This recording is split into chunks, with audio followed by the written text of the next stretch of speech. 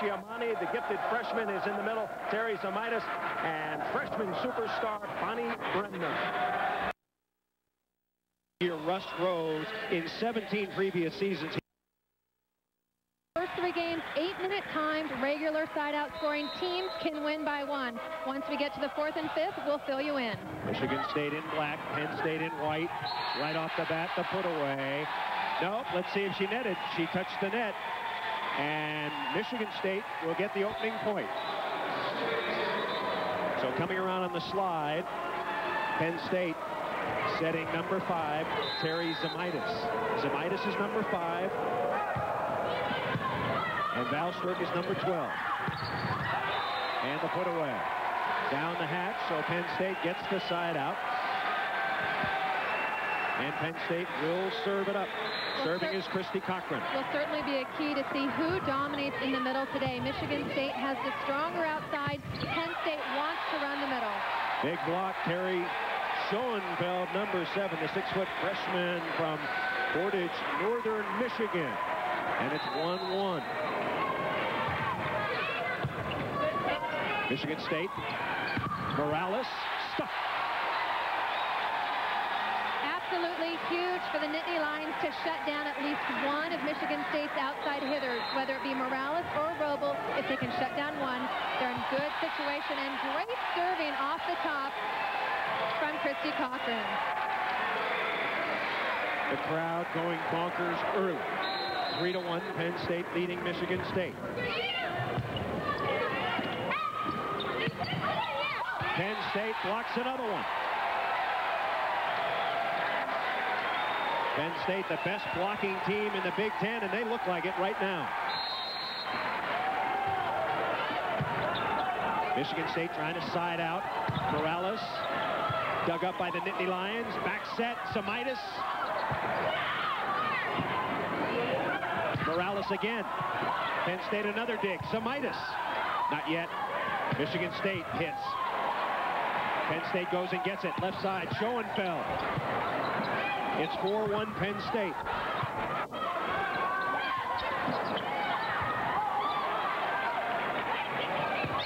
And into the block. Michigan State terminates.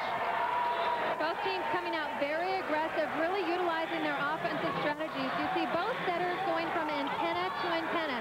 Now Val Sturck in the front row. Look for Pavlis, the setter, to go to her quite a bit. Dana Cook serving. The best server in the Big Ten with 44 aces. Penn State out to the early lead, 4-1. Over the top and now make it 4-2. Michigan State can score points, Heather. That's not been their problem. Their problem has been siding out with the pass. Well, because Michigan State doesn't have great ball control and is last in the conference in defense, you'll look to see Penn State really try and capitalize on their very quick defense.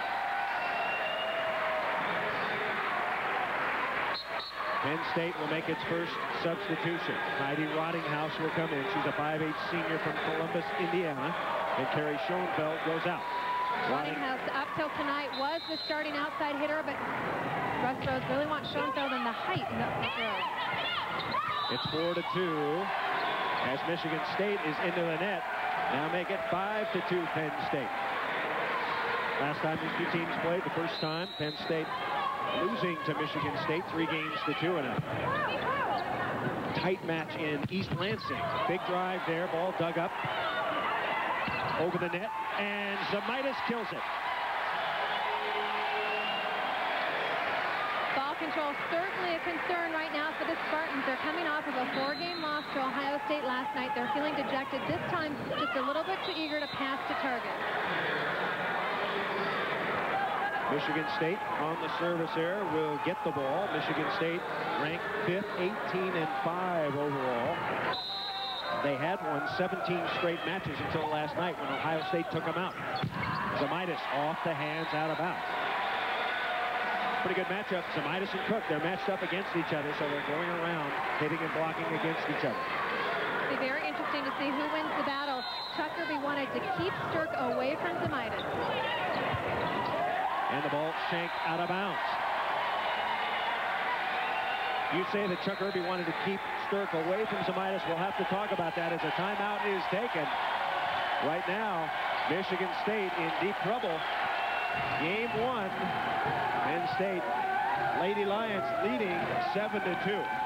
Talk about that matchup. You say Stirk away from Semitis. Well, right now, Chuck Irby thinks that Stirk can beat anybody. Russ Rose's philosophy is that Stirk can beat anybody as well. In fact, they told me that Chris Marlowe couldn't even beat Val Stirk on the block. So what they'd like to do is put their best blocker up against the other middle blocker, which is Cook and Whitehead in the front row. So that way they can try and neutralize each other. All right, everybody loves the Deuce. Yes, they do, and they're big Penn State fans back here in Happy Valley. There is the great Russ Rose. His worst record in 17 seasons, 26-15 back in 1982. He's been to the NCAA every single year, 1982 to the present. As Michigan State trying to get off the mat here, they trail 7-2. So far, Penn State has been the better team, and they're great for serving, tough serving. Set left and a cross-court bang by Jenna Roble, the Big Ten freshman of the year last year, the 6-foot sophomore from Naperville, Illinois.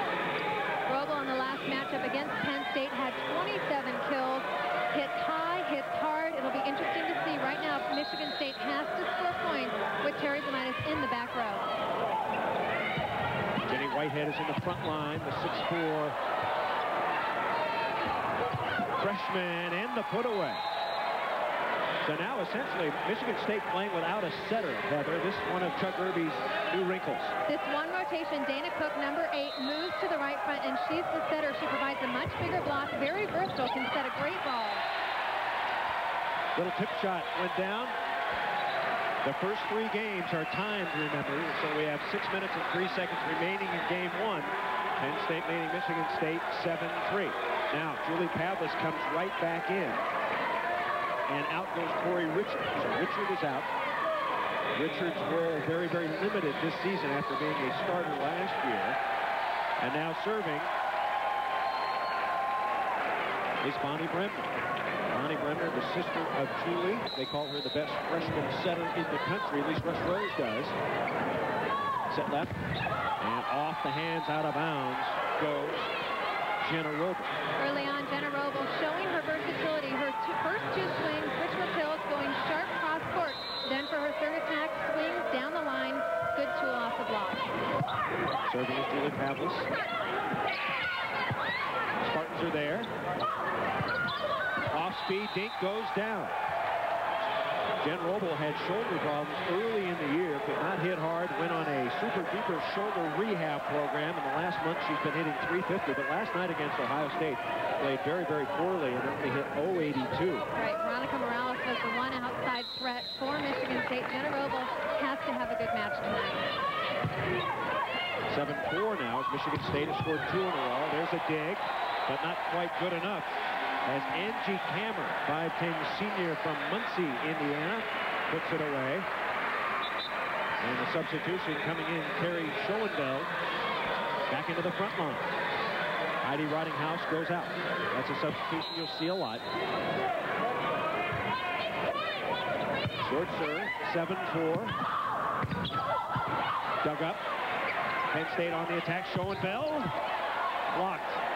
Out of the back line, Semitis got it.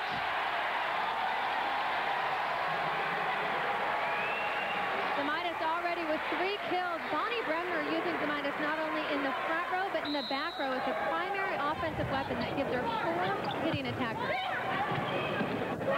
8-4 is the score. That ball sails out of bounds. It got a touch. Crowd doesn't like it, but Michigan State will have it. Penn State talking about their block. Our first referee is Patty Salvatore. You saw her and you see her. Rob Peglar is the umpire. Into the middle, off speed, dug up. Scoop left side. Morales can't get there. Bremner back set. And the ball is blocked out of bounds. Long rallies favor which team, do you think? I think that they favor Michigan State. I think that rallies favor the teams with the stronger outside hitters, and I think that Roble and Morales form a tougher 1-2 combination than Penn State's outside hitters.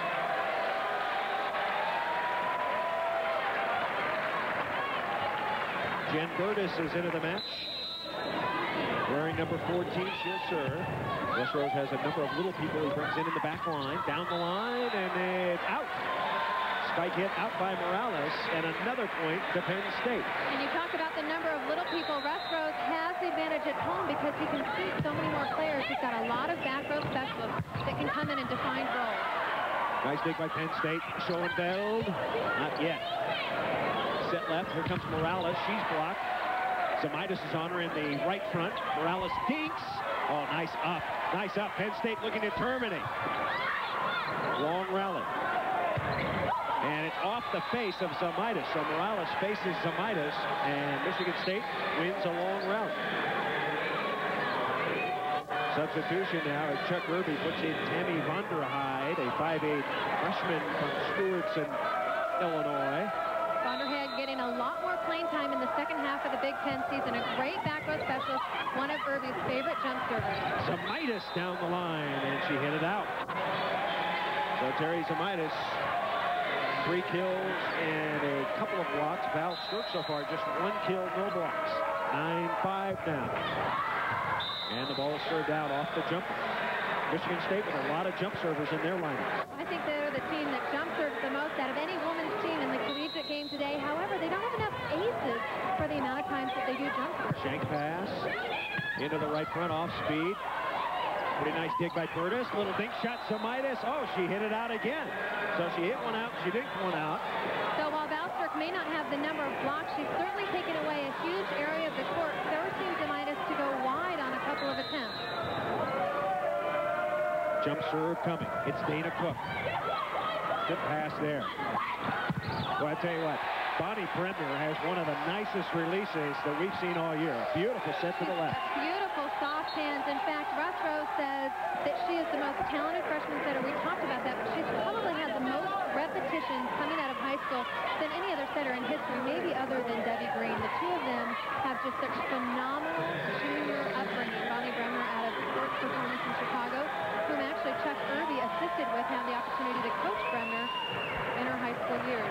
Lauren Cacciamani is in, the 6'2" freshman from Paramus, New Jersey, in the back line. She's played well this year. Morales dug, and it's tipped down. Nice play by Val Sturck. Certainly a National Player of the Year candidate, along with, oh, they're going to call her over. They're going to call her over and give it to Penn State. So Penn State gets a point. Can't reach over and touch it before someone tries to attack. And I believe that's what our first referee, Patty Salvatore, called. Penn State leading the Big Ten in digs the last 5 years. Zamitis pounds it off the block. It's 10-5 Penn State on the slide. Sturck with the drive.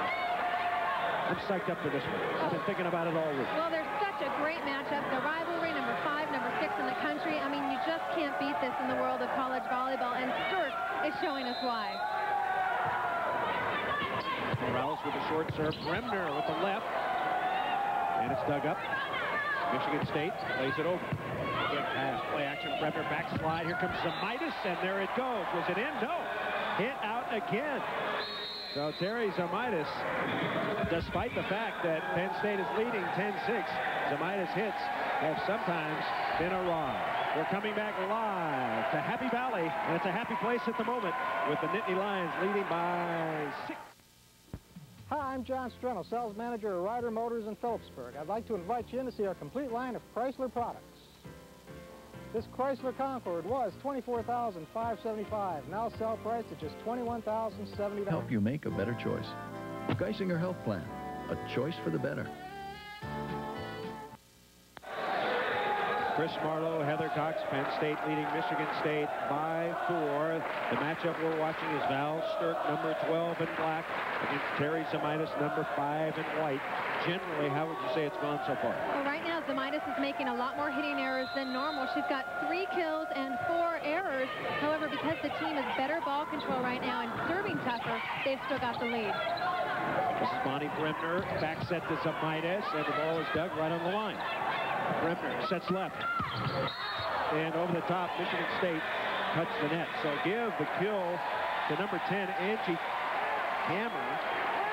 Angie Kammer, who racked up her 1,000th dig last weekend against Indiana. Chuck Irby saying, where was it? Now, interestingly, Terry Zamitis is going to come out. And Claudette Otero, one of the great defensive specialists in the country, is in. Number 15 in white. Otero, a senior from Tampa, Florida. Always good for a key dig or two. Off the block, Stirk. Set left. And once again, ball hit out of bounds. Boy, Robles having all kinds of problems on the left side. And it's now 11-6. Penn State leading it all the way, jumping out 7-2, and now 11-6. Left side, here comes Robles. And Robles blocked, but it goes out of bounds. So here comes the substitution. Whitehead comes in. Richard comes in. Two tall players. Julie Pavlis goes out. Vonderheide goes out. And once again, Dana Cook is the setter. A good rotation, too, because the big blockers can try and key in on Kammer and Cacciamani. With Bremner in the front row, look for the middle Whitehead to really commit to number 2, Cacciamani. The reason Michigan State did this early in the year, they were -12 in this rotation in some matches. They lost some matches, just getting overpowered. Since that time, they've been +10 in that rotation some of the time. So it's been a good rotation for them. Problem is, you don't have a legitimate setter in there. Nice block at the net. Hovering up there was the freshman superstar, Lauren Cacciamani. Cacciamani, so skilled, but a tremendous athlete. Watches the shoulder, Stirk out of the back row. 11-6. Pavlis sets left. And straight down the hatch goes Robles. Robles, her season-high 34 kills this year against Purdue. And I like it. Pavlis bringing the set inside a little bit so that Robles can bang cross court. That's her favorite shot. If she can get inside the block, she's hard to stop. Penn State up by 5, game 1. Off the block and through the hands. 3 minutes remaining here in game 1. Penn State ahead 11-6. Chris Marlowe and Heather Cox, glad you're with us live on the Deuce. Russ Rose and Chuck Irby, two coaching legends in the world of volleyball. How would you compare their coaching, real quick? Well, Chuck Irby, a lot more explosive and outgoing on the sideline. Russ Rose will stay seated and just calmly call things into the court. However, both just as intense. Cacciamani blocked. Little tip shot. Set left, Morales, and Morales gets it. I think Morales is one of the most underrated players in the country.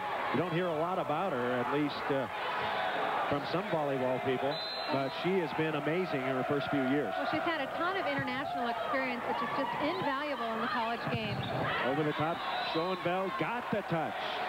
Carrie Schoenfeld, the Nittany Lions' strongest player, and now substitutions coming. Jen Burtis is coming back in. Otero goes out. Cacciamani goes out. Burtis known as having great reaction time. Watch how low she gets on defense. Very scrappy in that middle back. 11-7 is our score. Off-speed dink. Slapped back by Schoenfeld. Pavlis sets left. And it drops. One of the adjustments Penn State, Michigan State needed to make this year, replacing Courtney DeBolt, their talented setter. And they attribute their early season losses. They had 4 losses in their first 5 matches. They attribute that to the lack of leadership that they had. DeBolt was just such an integral part of the chemistry of this team, and Pavlis is really learning to take that role, as well as Stirk and Cook. Pavlis has played well as Penn State gets the kill. Terry Zemaitis gets her 4th kill. And Penn State will serve it. Penn State ahead by 4. Game 1. Pavlis into the middle. Oh! Fabulous reaction time. Jen Burtis. Zemaitis off speed. Michigan State was there. Set left Morales. And Morales. Maybe Michigan State has made a slight adjustment there. We saw Robles hit straight down cross court. We saw Morales do it. Maybe it's time to sizzle the pits a little bit. Well, I think Pavlis is bringing the ball inside quite a bit because they weren't having success going over the block. So Chuck Irby's team behind the whole game, trying to catch up. 11-7, ball poked over. Here comes Val Stirk. Will they set her? No. Set left. Morales is warming up as she pounds it right through the block. And suddenly, it's 11-8. Veronica Morales played on the Argentine national team for 3 years before coming to Penn State. Got that experience, comes in as a freshman, has started for 3 years, and comes in with the maturity level of a lot of seniors. So Michigan State was behind 7-2 and 10-5. Now the Spartans are coming on. Russ Rose talking to his squad, his assistants Aaron Tomlin, Michael Shaw, and Zaynep Ton. Don't forget, ESPN's college football will continue. A great game coming up. Alabama and LSU in Death Valley, 7:30 p.m. Eastern tonight. It's a classic Southern rivalry. Watch Marshall's little bro. You know who I'm talking about, folks. Kevin Falk. Can Alabama stop him? Will he run wild? It's tonight, 7:30 Eastern, 4:30 p.m. Pacific. Irby, great comeback in game one. Down early, I think that they've really executed on their outside attack. Haven't been going to the middle quite as much as he gives a few words to Jenny Whitehead, the freshman. I think they'd like to establish the middle even more to open up that outside attack. 16th year of coaching, most of them at USC, where he won 4 national championships. It's 11-8. You get the feeling the Spartans are coming on, and they get another point. What has changed, Heather Cox? The diversity on Michigan State's offense. They're working antenna to antenna, all back to that ball control issue. Pavlis is able to set 3 options consistently here. Under 2 minutes to play, 11-9 now. Trying for the bump kill, no. Left side, Morales pokes it into the block. She doesn't know where she is. She turns around, she hits it. And Penn State has it. Bonnie Bremer into the middle, Zamaitis. Poked up. That's legal out of the back line. Big hit. Roble. Oh, fabulous dig by Penn State. Off speed. Michigan State spears it up. And the ball is hit out. Side out, Penn State. There's some defense, Heather.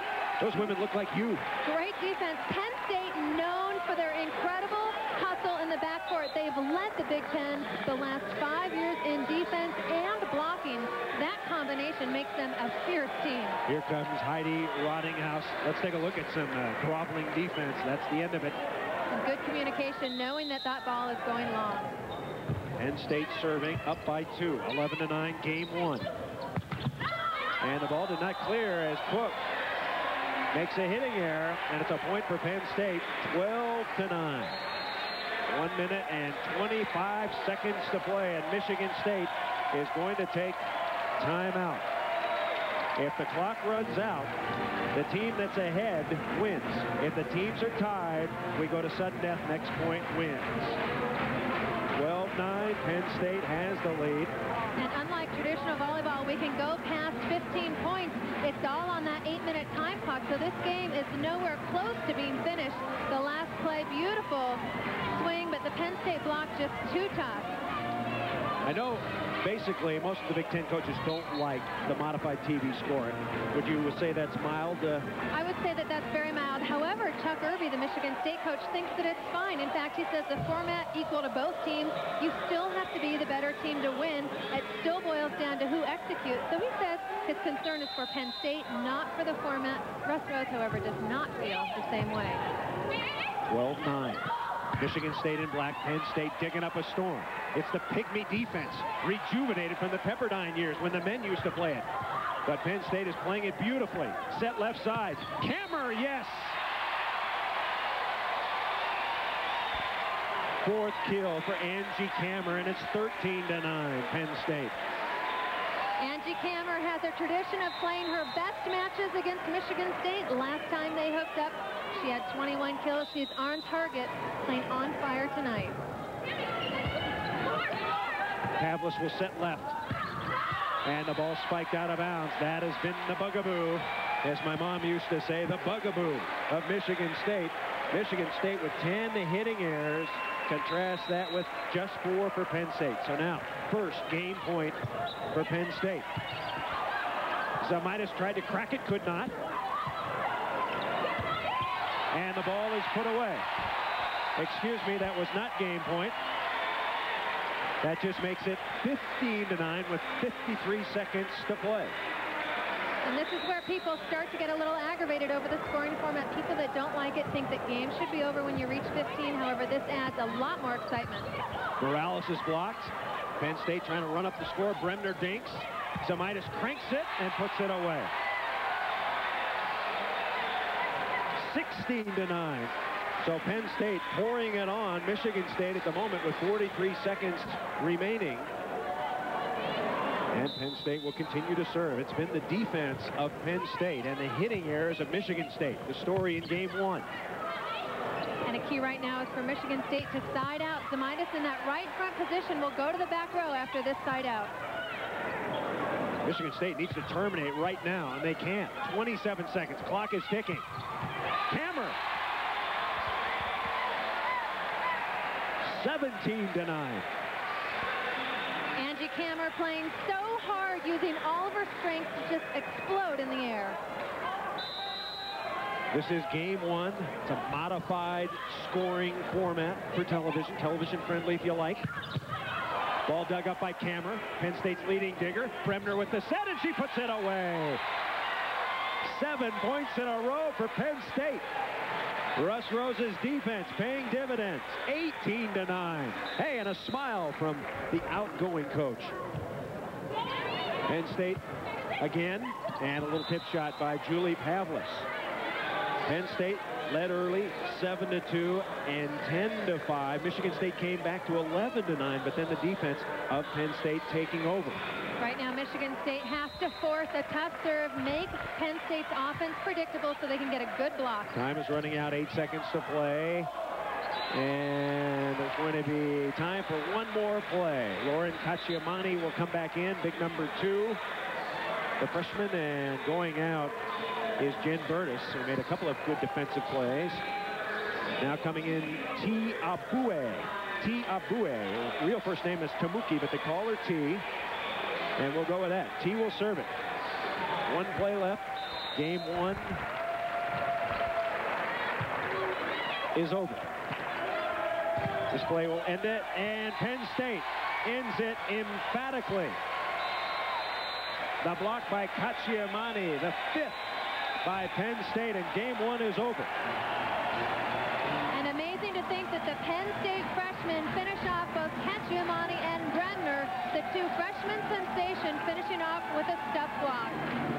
Penn State ranked 6th in the country, but playing like they're number 1. A dominating performance in game one, winning 19-9.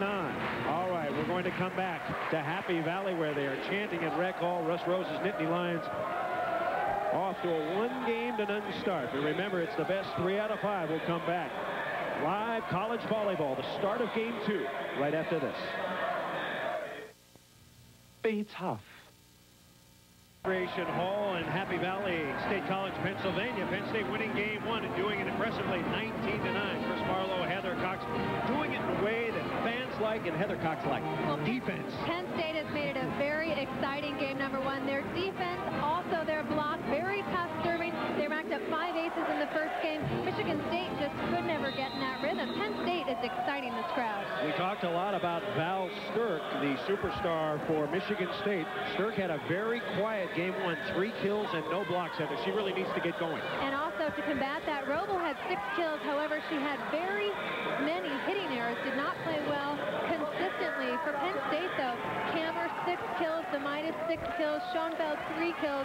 A very diversified attack for the Nittany Lions. So Terry Zamitis and Val Sturck continue to battle, the 2 players that were in contention for the Big Ten Player of the Year award last year. Zamitis got it. However, Zamitis was only voted 2nd-team All-American. Val Sturck did not get it. She was voted 1st-team All-American. Thus the controversy. So how do you get to be the Big Ten Player of the Year? You play well on national television in a big match. And we're going to keep track of those 2 all day long. Val Sturck, there she is. She's number 12 in black, our featured player today. And on the other side of the net, she's going up against number 5, the go-to gal for Penn State, Terry Zamitis.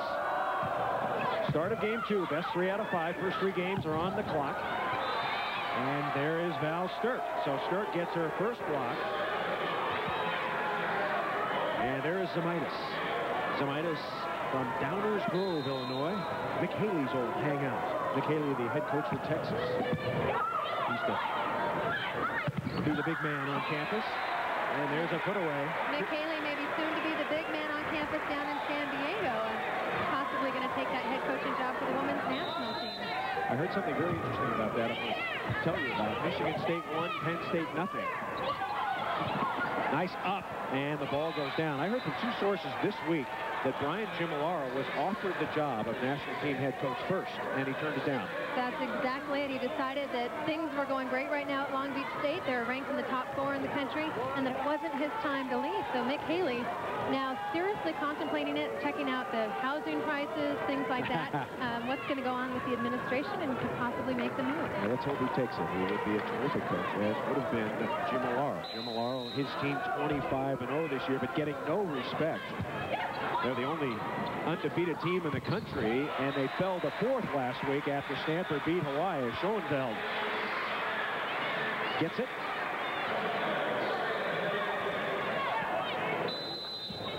Schoenfeld will serve. Set left, Pavlis. Roble hitting it off the block out of bounds. And I think that's where you want to attack Penn State. Try to hit it off of Bremner, who's a short blocker. Roble and Morales did that early on. Go with a weaker blocker. Look at Bremner's hand. It's not facing inside the court. She needs to turn that right hand so that the ball deflects down rather than getting tooled. Glad you're with us today. Live volleyball on the Deuce. Two of the best teams in the nation and the 2 best teams in the Big Ten. At least they say they're the 2 best. Ohio State, pretty good squad. Wisconsin, pretty good squad. Minnesota doing well. As that ball, another error for Michigan State as Julie Pavlis has to return. Pavlis likes, or Irby likes Pavlis. He says she's inexperienced, but she is a tremendous setter. One of the best in the country already, he thinks. Well, you know what a great setter she is when you hear that she was actually the starting setter over Courtney DeBolt their freshman year. Went down with a torn anterior cruciate ligament in her knee. That's when DeBolt got the starting nod. Then, believe it or not, DeBolt went down with an ACL tear. When they both recovered from those injuries, DeBolt then won that starting setter job. So this is the first true test this season that Pavlis has had. Jenny Whitehead got that last kill. 6'4" freshman from Jenison, Michigan, and Jenison High School. And Pavlis will serve. 1-0 Michigan State with its first lead of the match as the ball put away. You know, it's kind of interesting. Camera goes up, and she just hangs, and she's looking, and when there's a hole that opens up, she punches it through. Yeah, she doesn't hit that high, but she's got a very powerful shoulder, and as you said, she keeps the ball in front of her so that she can see the defense. We saw just part of the big crowd here at Recreation Hall, and Jenna Roble with the pound on the X. That's 8 kills for Roble. Michigan State still leading 1-0. Roble to serve. 232 this year. Hitting percentage is way down. Too many errors has been her problem. Back set, Morales taps it. Set high left. Morales pumps. Pavlis, good save. Morales left side, dug up. Another dig by Bremner.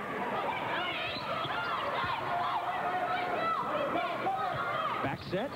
Michigan State block was there. Samitis rejected. Not sure if that cleared, but Michigan State was there anyway. I like Bremner going to the outlet. That tight position, it's called a white out of the back row, definitely didn't clear, but Michigan State had the block up just in case. No block detected. Michigan State leading 2-0. Could be 3 right here. Shoveling left side, Morales. Dug up, nice play by Samitis. And sneaking it through. Kammer.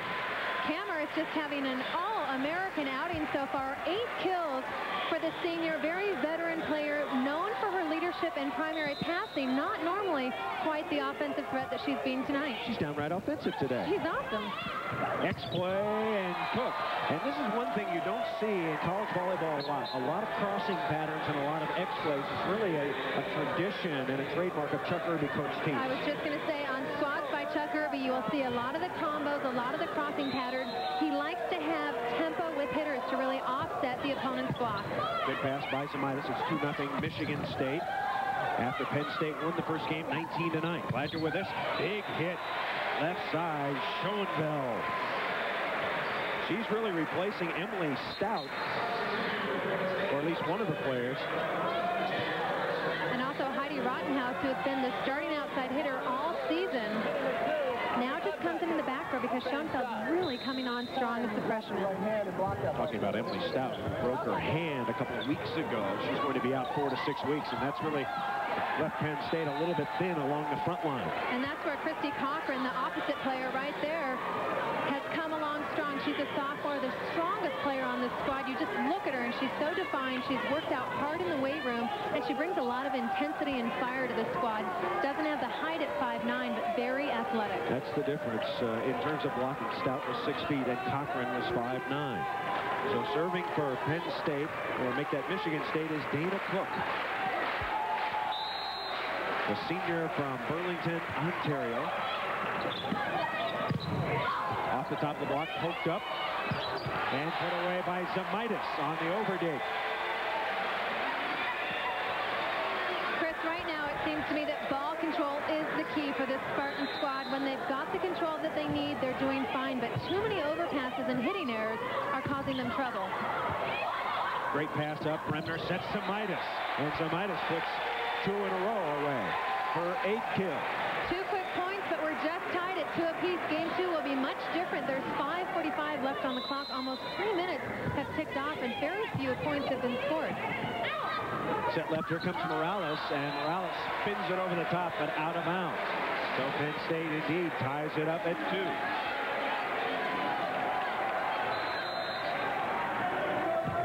Game 2, 2-2. One hand set and lift off. Good call. And Michigan State having trouble passing the ball. And Chuck Irby is going to bring Dana Cook back into the passing rotation. Here's the lift. The ball does not come off clean. It's got to be just one contact from Pavlis. Morales is spraying. That's out of bounds. And Penn State scores another point.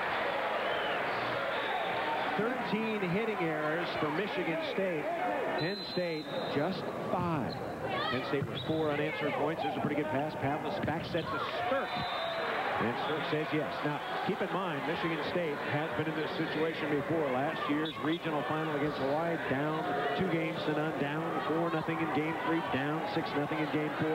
Chuck Irby's team came all the way back in one of the great upsets in college volleyball. I think that's probably the most exciting match I've witnessed as a spectator in the history. It just was an awesome comeback to make it to the Final Four.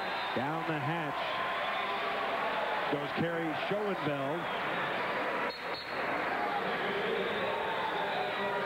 Good fake out. Bremner holds Stirk. CC Schoenfeld has the late Stirk going up, can hit right on top of her. Credit Zamitis and Bremner faking out the middle attack for Michigan State. She goes out. Penn State with the serve and a 4-2 lead. Nice dig. Beautifully done. And it drops. Wow. Boy, you hate that. Cochran dug it up perfectly, but nobody went. I've been so impressed with Christy Cochran. Hasn't had a lot of playing time in the past. Saw her last night against Northwestern, and she was just an intense digging and hitting machine. Loves the X-play. Has just been a real spark plug.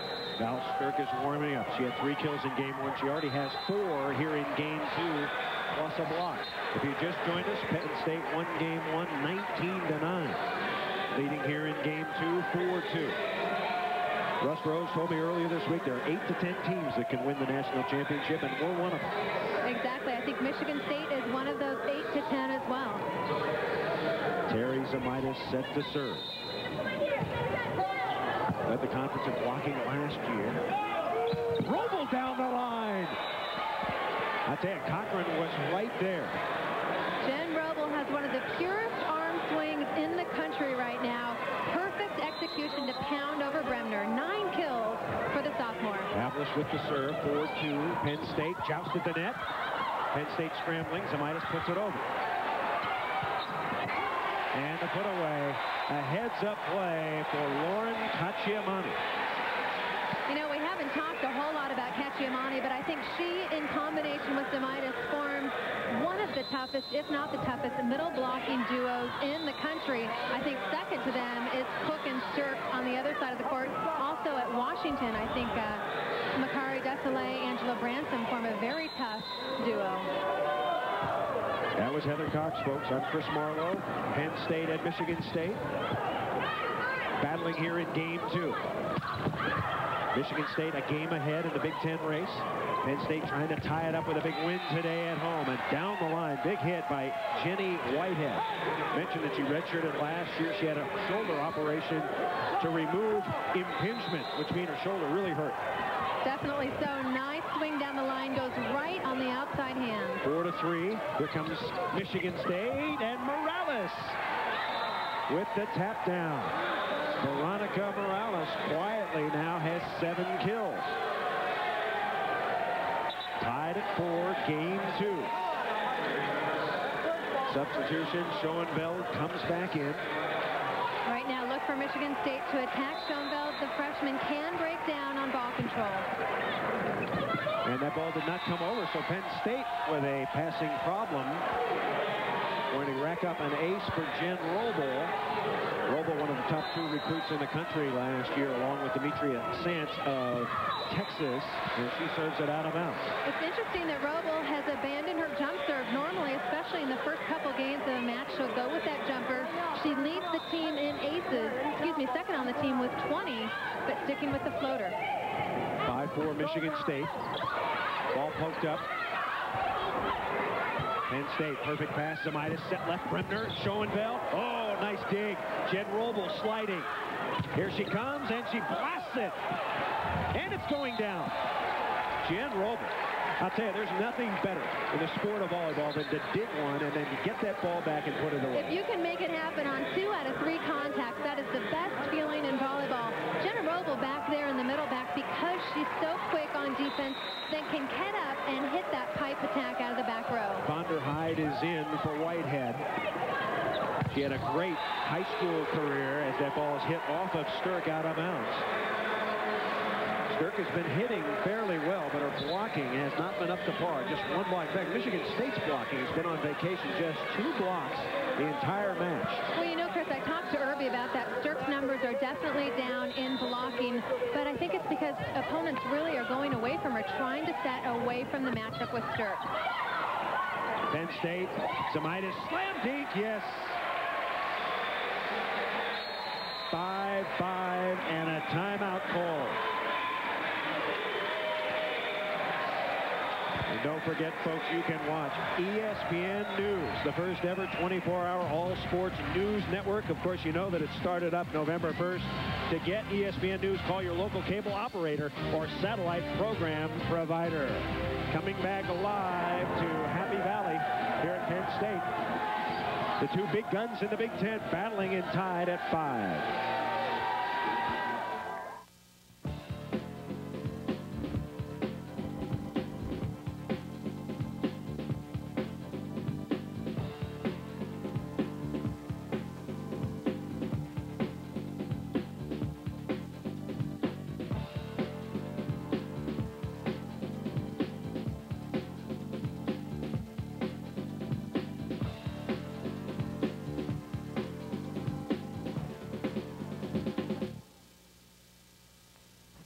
Only on Stars in November. No, I'm not a violence person. One of the funniest films of 1995. I write about hockey and boxing and football. Winner of Best Supporting Actress. Oh, the street. Mira Sorvino. Woody Allen. Can I say 2 words? Butter churn. Mighty Aphrodite. Only on Stars in November. Stars, a better movie channel. One of the great movies from TCI Choice Theaters. A great crowd on hand here at Recreation Hall. We're live. Chris Marlowe and Heather Cox. A great match going right now. Penn State leading. As you look at the comparison, that's actually this year how they're doing. What do you think? Well, I think it goes into right as what we were talking about. Sturck is just amazing at 459. She's the best efficient hitter in the nation for middle blocking. Zamitis has the edge with 4.9 kills per game. Sturck right behind with 4.5 kills. But Sturck has just been so consistent day in, day out. Zamitis. You see her kill total. Now Penn State will serve. 5-5, game 2. Penn State won the first 19-9 in this modified Big Ten television scoring. Coaches don't like it, but we do.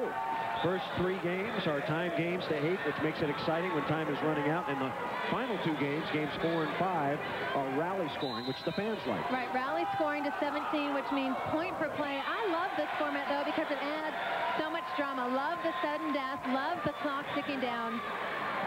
Adds a few more elements. Absolutely. Russ Rose in his 18th year. He said we were playing better in the year earlier. As Bremner takes a whack at it, Bonnie Bremner. Bremner, the setter, is actually 5th on the team in kills, hitting an amazing .417. That's more than 40% of her attempts go down as kills. It really helps to be a lefty when you're a setter, so you can attack that ball. Had 112 coming in, which is very high for a setter, and Penn State touched the net. So Michigan State gets a break. And Veronica Morales set to tee it up. Much improved this year. Much better on defense, the coaches tell us. Set left side. And the ball hit out of bounds. The 6th hitting error. Chuck Irby led Michigan State to its first ever Big Ten women's volleyball title in 1995.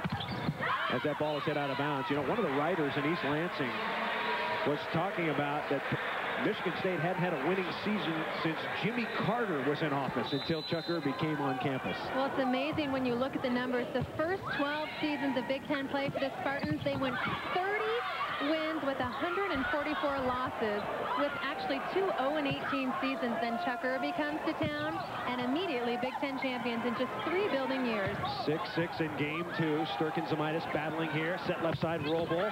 Tried to hit off Bremner, couldn't. Pretty good block. Coming around the right side, Sturk is dug up. Bremner sets left, Kammer. And Morales pokes it up. Out of the back line, here comes Cook. Off speed, Kammer was there. Bremner slap shot, yes.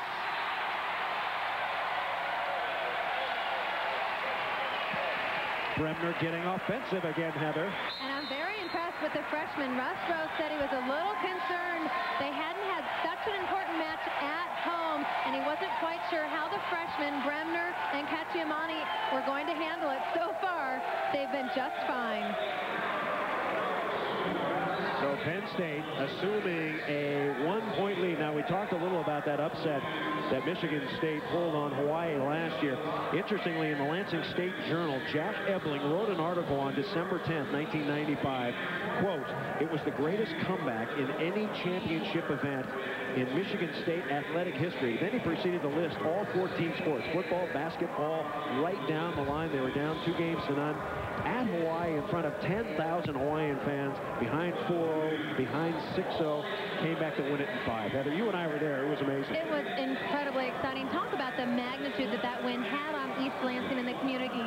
Chuck Irby told me that 4,000 calls were made to the local newspaper. You couldn't get through to the sports information department for over 4 days, and actually 200 people were waiting at the airport for them to arrive. To compare it to 8 people waiting for the football team to come home. And interestingly, I remember it was live, but it didn't end in East Lansing until 3 a.m. in the morning. So a lot of people went to bed thinking Michigan State had lost and woke up in the national semifinal. It's a huge headline. Yeah. Lansing was dancing that night, huh? What a Cinderella story. All right, 2 minutes and 46 seconds remaining in game 2. Penn State 7, Michigan State 6. As the Spartans are shanking it around a little bit, and Penn State doing some defensive work. Set left, Kammer has been good, and she finds another hole. Kind of interesting, Penn State with only 6 hitting errors the entire match, and Zamitis has 5 of them. We talked about the talent that surrounds Zamitis. I think that's why Zamitis has got higher numbers, because they're such strong outside hitting threats for them, and also Cacciamani, that it's a nice situation for Zamitis to be in, not to feel all the pressure on her shoulders. Okay, the tall tree lineup is in for Michigan State. Michigan State, the team in black. They took out their setter, Julie Pavlis. Now Dana Cook will set. And Whitehead and Corey Richard are up front. Let's see what this rotation does. They get 1 point, Heather. And Zamitis goes hard into the scorer's table. Actually heard a serious thud. Looks like she's okay. Volleyball players are tough, Heather. Very tough. 8-7. Penn State. Zamitis whacks it, dug up. Boy, Penn State with a huge break. That ball hit the antenna. That's what Chuck Irby's up and saying. There might be an argument right after this one as Zamitis flies it out of bounds. Well, lucky for Chuck Irby, his heart rate will go down a little bit, because they did end up getting the ball back. Rostro's on his feet as well. The ball did hit the antenna, though, on Zemaitis' first attack. The antennas guard the court. They're kind of like the foul pole in baseball. Chuck Irby saying, I saw it even with my glasses on. That thing hit. 8-8 game 2. Bremner on the drive. Hey, she's good at that. She's very good, and she's going up against Whitehead, the freshman, who isn't as veteran of a player and does not know that she has to jump with the setter. Anytime the setter's in the front row, the middle has to jump if she jumps. Right there, Whitehead's got to be on her toes with Zemaitis going around. The left front's on Zemaitis. Whitehead has got to stop Bremner in the middle. Lauren Kachiamani is back in at one of the middle blocking spots. 8-8 is our score. And they're checking on a rotation problem. The umpire is talking to the official score. They're just trying to get the numbers in there. You're allowed one more substitution in this TV-friendly format, so you get 4 substitutions per position per game. 8-8. Roble cross court. Bremner tries to throw it down, and she is causing all kinds of problems for the Michigan State blockers. They don't know when to jump. And more than her effect on the kills is her effect afterwards. She's really firing up her team. She's got 6 kills, but every time she jams it down, she turns around with this fire. You know she's out to win. Left side, Roble, cross court. Roble, cross court, dug again. Set left, Kammer, got it!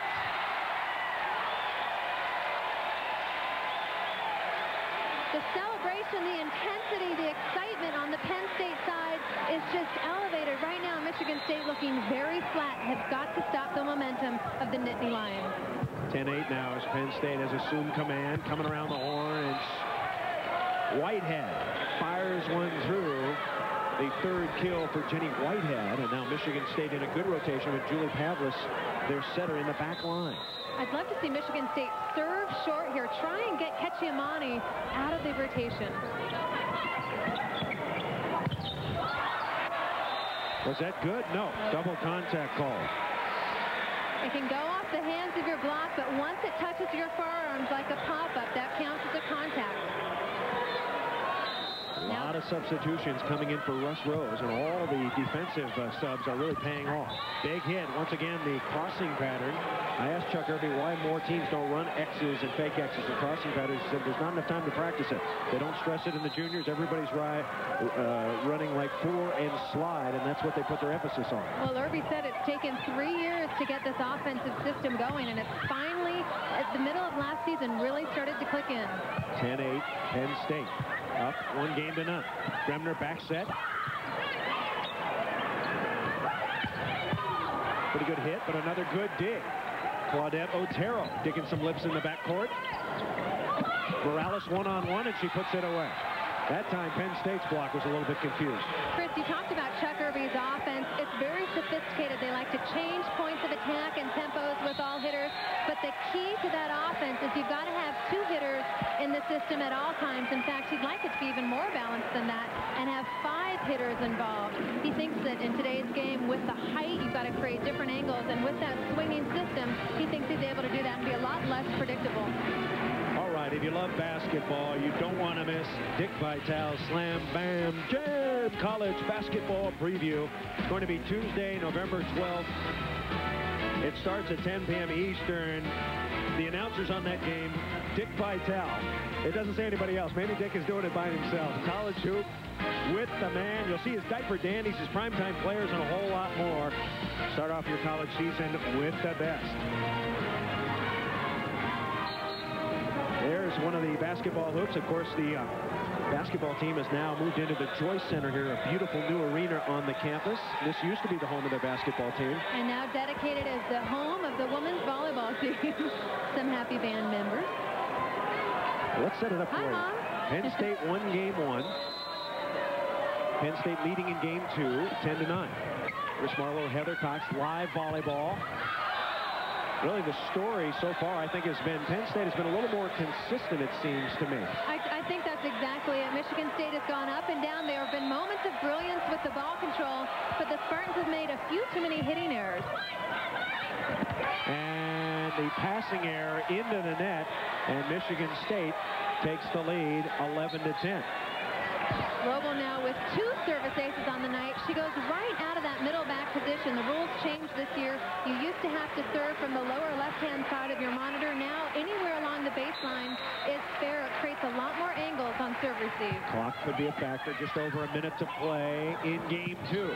Michigan State trying to take a 2-point lead here. They set Cook. And a nice up by Schoenfeld. Clock is running 50 seconds. Michigan State trying to terminate. Morales got it. Morales with a hanging jumper, and now it's 12-10, Michigan State. Morales with 10 kills. Substitution for Penn State now. Hiding Rottinghouse comes back in, the second leading digger for Penn State. Schoenfeld goes out. Last night, Veronica Morales, also the bright spot of this outside hitter duo, had 24 kills against Ohio State. 12-10. Penn State needs to terminate. Beautiful dig by Roble. Morales with 38 seconds pops it over. Clock is running. Penn State needs to terminate, and they do. When you're behind, when the clock is running, you got to set some quicks, maybe take some chances, put the ball down. Meanwhile, for Penn State, or for Michigan State, they really want to slow it up. Penn State, though, wants to serve low trajectory right over the top of the net. Also dig a quick ball, better yet, block and terminate to score a point. 33 seconds to play. 12-10. Penn State needs a point. Wilshank pass, and it goes down. Morales gets another kill, and Michigan State will have it. Michigan State will bring back Tammy Vonderheide. Vonderheide with 32 aces her senior year in high school. Don't expect to see Michigan State change their strategy, though. Chuck Irby said that they will play volleyball as they always have. I don't think you'll see a lot of high serve, high outside sets right now to try and kill the clock. Vonderheide serving down the line. Good pass. Bremner into the middle. Cacciamani dug up. Vonderheide, a beautiful dig. Roble keeping it in play. Clock is running. 18 seconds to play. Penn State needs to terminate.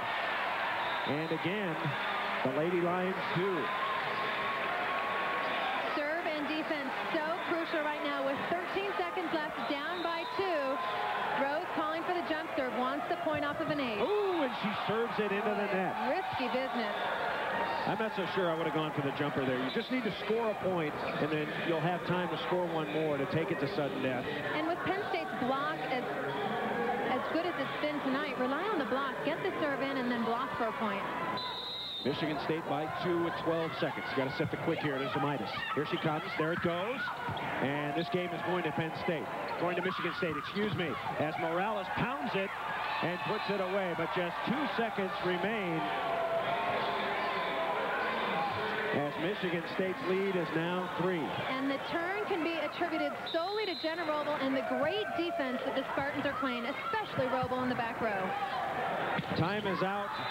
The hit is out, and Michigan State has won game 2.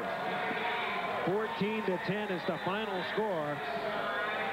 And Chuck Irby's team has battled back. So we are tied at 1 game apiece. There is a slight break between games 2 and 3, and we're coming right back. So the 2 heavyweights in the Big Ten battling it out. They are tied at 1 game apiece. With football, you have all sorts of injuries. Here we have Bruce Smith maintaining that knee. This is Thurman Thomas's the hamate bone fracture, metatarsus fracture. Oh, here's an interesting one. Hey, Bruce. Huh? Remember this? Oh, yeah. That was the rookie that used to dial 0 instead of 1-800-COLLECT. He could have saved me up to 44%. Big rookie mistake. 1-800-COLLECT. Save the people you call up to 44%. Be a beauty. Be a beast. Just be. CKB, the fragrance for people. Calvin Klein. Aluminum. Most new car radiators are made of it, making them a big target for pitting and failure. But Prestone Antifreeze bonds with aluminum, forming the Prestone Zone of protection against corrosion. This winter, protect your car in the Prestone Zone. And now there's a new Prestone Antifreeze with a new low-tox formula for an extra margin of safety around pets and wildlife. New Prestone Low-Tox. It's extra protection in the Prestone Zone. Red alert! All hands to battle station. On November 22nd, an adventure that will span centuries. Our most lethal enemy have begun an invasion. Unite galaxies. Greetings. Divide loyalties. Coward. Were any other man, I would kill you. Will begin. Assimilate this. I will make them pay. Star Trek First Contact. Rated PG-13. Starts November 22nd at theaters everywhere. You and I have a lot in common. I look at you, I see myself. Pay too much for auto supplies and you'll feel like one too. At Pep Boys, get $5 back on a pair of quality Sylvania headlights. Pep Boys, everything but gas. Back live at Recreation Hall, Penn State winning game 1, 19-9. Michigan State rebounding in game 2, 14-10. Hi, everybody. Chris Marlowe and Heather Cox. An interesting game, too. Michigan State, a number of ties back and forth. What did Michigan State do differently in game 2? They scored points when it mattered. At the very end, they went on a 4-0 run, I think exclusively behind Jenna Roble, the great backcourt play. She served a great ace, played good defense, attacking out of the back row. They scored points when they had to, rather than making the mental errors at the wrong times. It was still anybody's game up to the very last few seconds. Chuck Irby always says that the middle side out, but the outside score. Morales and Roble really got it going. Exactly so, and that's why Irby feels that the rally scoring favors those outside attackers, and Roble and Morales certainly showed it in game 2. Kind of interesting. Zemaitis and Stirk, two excellent players, the two candidates for the Big Ten Player of the Year, but both have been kind of quiet here and there. Zemaitis has been up and down. Stirk has been rather quiet. Well, actually, Chris, I think that they're neutralizing one another out there on the court. They're not facing one another, but there's such focus on them that they always have a block committed on them. So it's hard, and especially if you don't have the ball control, which is what Michigan State struggled with early, they can't get the ball to Stirk on those quick tempo attacks. A lot of great conferences around the country. Of course, everybody always talks about the Pac-10, but it's been a big year in the Big Ten, has it not? Certainly, with 4 teams ranked in the top 25. The only other conference on top of that is the Pac-10 with 6. Ohio State pulling off a huge victory over Michigan State last night, which will certainly help in the rankings. Michigan State and Penn State, this is just a battle for who's going to inch up, and the seeding's oh so important when it comes to tournament time. They really want to be in the top 8. If 2 teams from the same conference in the top 8, they can go to different regions, won't knock each other out until the Final Four. All right, we want to remind you that soccer is coming up. World Cup qualifying, Trinidad and Tobago against the United States. Sunday, November 10th. Of course, you can see that tomorrow, 1 p.m. Eastern, 10 p.m. Pacific, Richmond, Virginia. That's going to be a good one, a biggie in World Cup qualifying. We're in between games. Penn State and Michigan State tied at 1 game apiece. Don't go away. We'll be back with more right after this. Read my Discover Card statement? Now this ought to be an adventure. Here's a gift for Betty. She's my wife. My dad. The kids. The kids. Shop with your Discover Card in the Adventure Discovered Value Book for rebates on Zenith TV accessories, Sony Wonder videos, Braun appliances, and more. Send in your Discover Card receipt, and you could get over $240 back. My brother, Betty's folks, the kids. It pays to discover. Look in the mail for your valuable. It's a World Championship 18 years in the making. Finally, the Commissioner's Trophy has come home to where it belongs. The 1996 New York Yankees, champions of the American League East, owners of their first league pennant in 15 years, and once again, world champions. Celebrate the Bronx Bombers' ride to baseball's pinnacle with the New York Yankees World Championship plaque. Each plaque includes an officially licensed 8x10 team photo featuring Bernie Williams, Derek Jeter, Cecil Fielder, Darryl Strawberry, Andy Pettit, and more. Below the photo is a nameplate detailing the Yankees' rise to their unprecedented 23rd World Championship. Call the toll-free number today to add to your collection of baseball memorabilia or give a gift that any Yankees fan will cherish. Operators are standing by 24 hours a day, 7 days a week to take your order. Supplies are limited, so call today. We're discouraged from getting involved romantically with the people we cover, which is a pretty good policy, but it happens. Think about Charlie Steiner.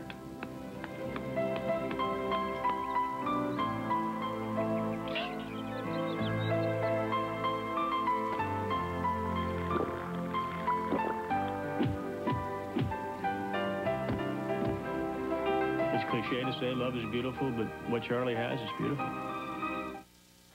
Penn State doing it in game one by 10, 19-9. However, Michigan State turning it around in game two. We are tied at 1 game apiece. Well, the Michigan State Spartans in the last 3 years, what a turnaround. 9-22, 17-15 last year, 34-3. A little closer look at the Spartans. Enjoy it. Last year, the Spartans had their greatest season in program history, finishing 34-3 and capturing their first Big Ten volleyball title. A magical NCAA tournament run ended with a trip to the Final Four. This year's team returns 5 of last season's starters. Experience is the key to this Chuck Irby squad. I think the key is that our players are very driven to succeed, and that there is a belief system that they are an excellent team, and it's a matter of pride. They want to play well. They want to compete well. They want to win. Senior All-American Val Sturck leads the Big Ten and is second in the nation with an amazing .456 hitting percentage while averaging over 4 kills a game. Chuck's just done tremendous things with our team. Like you said at the beginning of this, when I came in as a freshman, he had these high goals for us, and honestly, I really didn't believe that we could achieve those goals, and for sure not before my senior year was over. I thought maybe after I graduated, but every year we keep getting better players in, and we just keep building on that.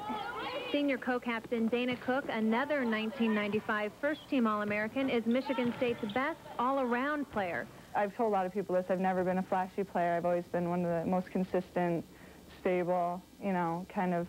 I try to hold everyone together. I try to be the most stable passer I can and try to do everything as well as I can because, you know, I'm not a Jenna Roble. I don't hit the 10-foot line every time. I'm not Val Sturck. I don't hit for amazing numbers. I'm a stable player. Complementing the middle attack is 1995 Big Ten Freshman of the Year, Jenna Roble, who is second on the team in kills per game. Roble plays like a veteran, hitting high off the block with serious heat on the ball. With all of these weapons, this Spartan team is ready to better its performance of a year ago, which means just one thing, a national championship. You know, Chuck Irby has won 4 of them, Heather. He kind of wore out his welcome at USC, but they love him at Penn State. At Michigan State, excuse me. They certainly do. He went through a lull in the 80s, and he'll say it as well. After leaving USC, he wasn't happy with the type of players that he was coaching. He came to Michigan State, brought in those type of players that have the heart, the dedication, the respect for Irby, and his knowledge of volleyball to really form a nucleus of players that have taken tremendous strides in just 3 short years. Penn State has been a great program for a long time. 17 years of success under Russ Rose. We thought we would show you a little closer look at the Lady Lions. Chemistry is the key for the Nittany Lion volleyball team as it looks to blend youth and experience into a winning combination. At times, Russ Rose's squad has had 3 freshmen starting, a middle blocker, outside hitter, and setter. I think it brings a great deal of unpredictable behavior out there. So, you know, when some of the experienced players might be starting to freak out, the younger people have no idea what's going on. And therefore, you know, it's a lot easier for them to snap out of what's going on. On the other hand, you have to like what Michigan State has coming in with, you know, 5 players, the same players playing that they had playing last year. Penn State possesses one of the top middle blocking duos in the country in junior Terry Zamitis and freshman surprise Lauren Cacciamani. Junior Zamitis, the 1995 Big Ten Player of the Year and second-team All-America, has established herself as one of the top players in the nation and is the focal point of the Nittany Lion offense, leading the team with 5 kills a game. In grammar school, through high school, now up in college, I've always been the tallest player. It's a role that I'm used to, as is everyone else, I think, on the team right now, too, because everyone came from such great programs. They were the big player. I think it's what people dream of when they're little. I think little kids dream of being like the hero or the one with the game winner at the end. I think it's fun, and I think that in order to keep the success going, you need to look at it as being fun and a fun role to have, and you know, have the confidence in yourself to be the go-to player. Cacciamani has provided a perfect complement to the established veteran Zamitis. Great quickness, size, and an impeccable work ethic make Cacciamani a real catch. This year, all of this was totally unexpected. I expected to come in, learn the ropes, and this is a total surprise for me. I just think it's amazing what's going on right now. It seems Penn State has found the potent mix of veteran experience and youthful fire that makes a very explosive combination. Coach Rose hopes his Nittany Lions are capable of making a serious run for an NCAA title. Russ Rose's Nittany Lions looking good, tied up with Michigan State in this match, 1 game apiece. I'd like to remind you about some football coming your way, a big one, East Carolina against Virginia Tech. A classic Big East showdown. East Carolina led by running back Scott Harley, third in the nation in rushing. And then Utah takes on New Mexico. Nephew Mike Fouts, the quarterback of Utah. All right, we're coming back live. More volleyball coming up. We're tied at 1 game apiece. Game 3 is next.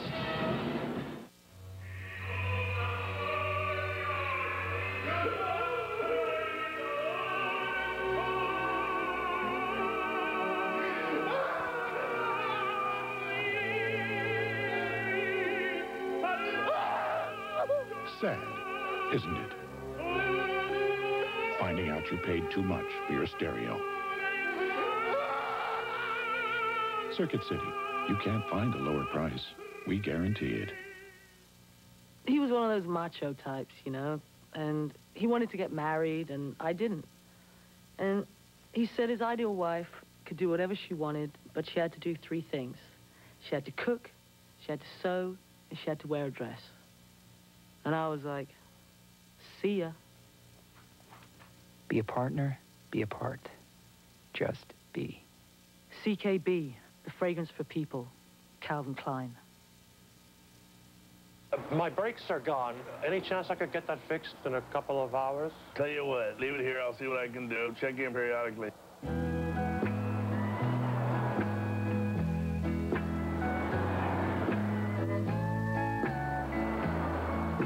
I was wondering, how's my car coming? I have 3 of my best guys on it right now.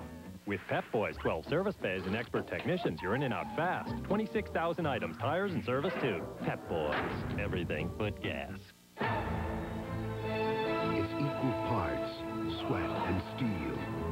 It's decisions made in the split of a second. And pain endured for the length of a day. And at the finish, you're either toasting victory or getting set to do it all over again next week.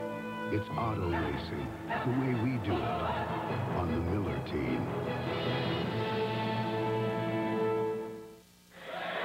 Back live at Rec Hall, University Park, Pennsylvania. Chuck Irby and the Michigan State Spartans battling Russ Rose and the Penn State Nittany Lions. Chris Marlowe, Heather Cox, getting ready for Game 3.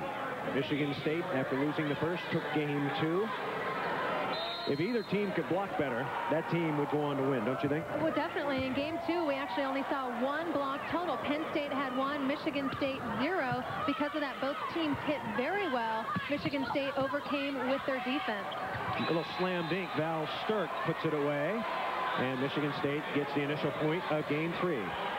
First, silently doing a very good job, has 10 kills now in the first 2 games. Morales 12, Roble 11, so good diversified attack.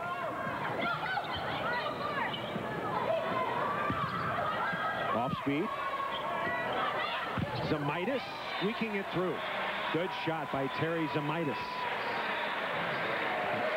11 kills for Zamaitis. She has 2 blocks and an ace for Russ Rose. And into the bottom of the net. So important for both of these teams to come back from the 12-minute break with the momentum that they carried from Game 2. Both teams played a very good Game 2 other than the blocking, so it's important for them to keep the intensity up for Game 3. This is the last timed game. We will go to 1 Game 4, which is a rally scoring to 17 system. Chuck Irby squad hitting just 147 so far during the match. Michigan State has hit less than 200 in just 4 matches this season and is 0-4 in all of them. Texas, twice to Nebraska. And then, of course, the loss last night to Ohio State. As a team, Penn State leads the Big Ten in hitting percentage with .327. Right now, just 1 percentage point below at .299, below 300. A little off speed. A lot of tapping going on, don't you think, Heather? I do. I'm very surprised in Game 1. Both teams came out swinging away. In Game 3, they're very tentative. You won't see Julie Pavlis kill all that much. She came into the weekend with 27 kills, but she's not the offensive banger that Bonnie Bremner is. 1-1, Game 3. Talk about Bremner banging. In Game 2, had 4 kills on 4 attempts, 6 kills in the match. Morales with the serve. Bonnie Bremner is the setter, number 3. And Kammer is dug. Michigan State scrambling a bit. And Jen Roble puts it through. Jen Roble now with 12 kills. 359 kills on the year. But once again, just .232 hitting percentage. Way down from last year. Bremner takes a whack at it. Michigan State digs it. Roble. Schoenfeld is there. Well scouted. She's standing right where Roble is hitting it. As Val Sturck gets the root. And finally, a little animation on Val Sturck's face. Chuck Irby says that she'd like to be a little bit more aggressive. He really wants to teach her that fierce competitor spirit. But with this matchup and this rivalry, she turns around and gives her team a huge yell. Val Sturck, the only player in Spartan history with over 1,000 kills and 400 blocks. And Irby really likes her. He thinks, hey, she plays the best in big games. Well, Sturck is such an interesting story. She went to a very small Christian school in Byron Center, Michigan, which is small in itself, and was going to go to a Division III Christian college, Calvin College, play basketball and volleyball there, then decided with a little urging from Chuck Irby really had to win over Val Sturck's parents and Val, talked her into coming to play D1 college volleyball. She didn't think she had the talent to do it. 3 years later, she's a first-team All-American, potential Player of the Year candidate. I asked her earlier today, and she said, thank goodness they talked me into it. I just didn't have the confidence to think I could do it. Modest numbers so far for Sturck.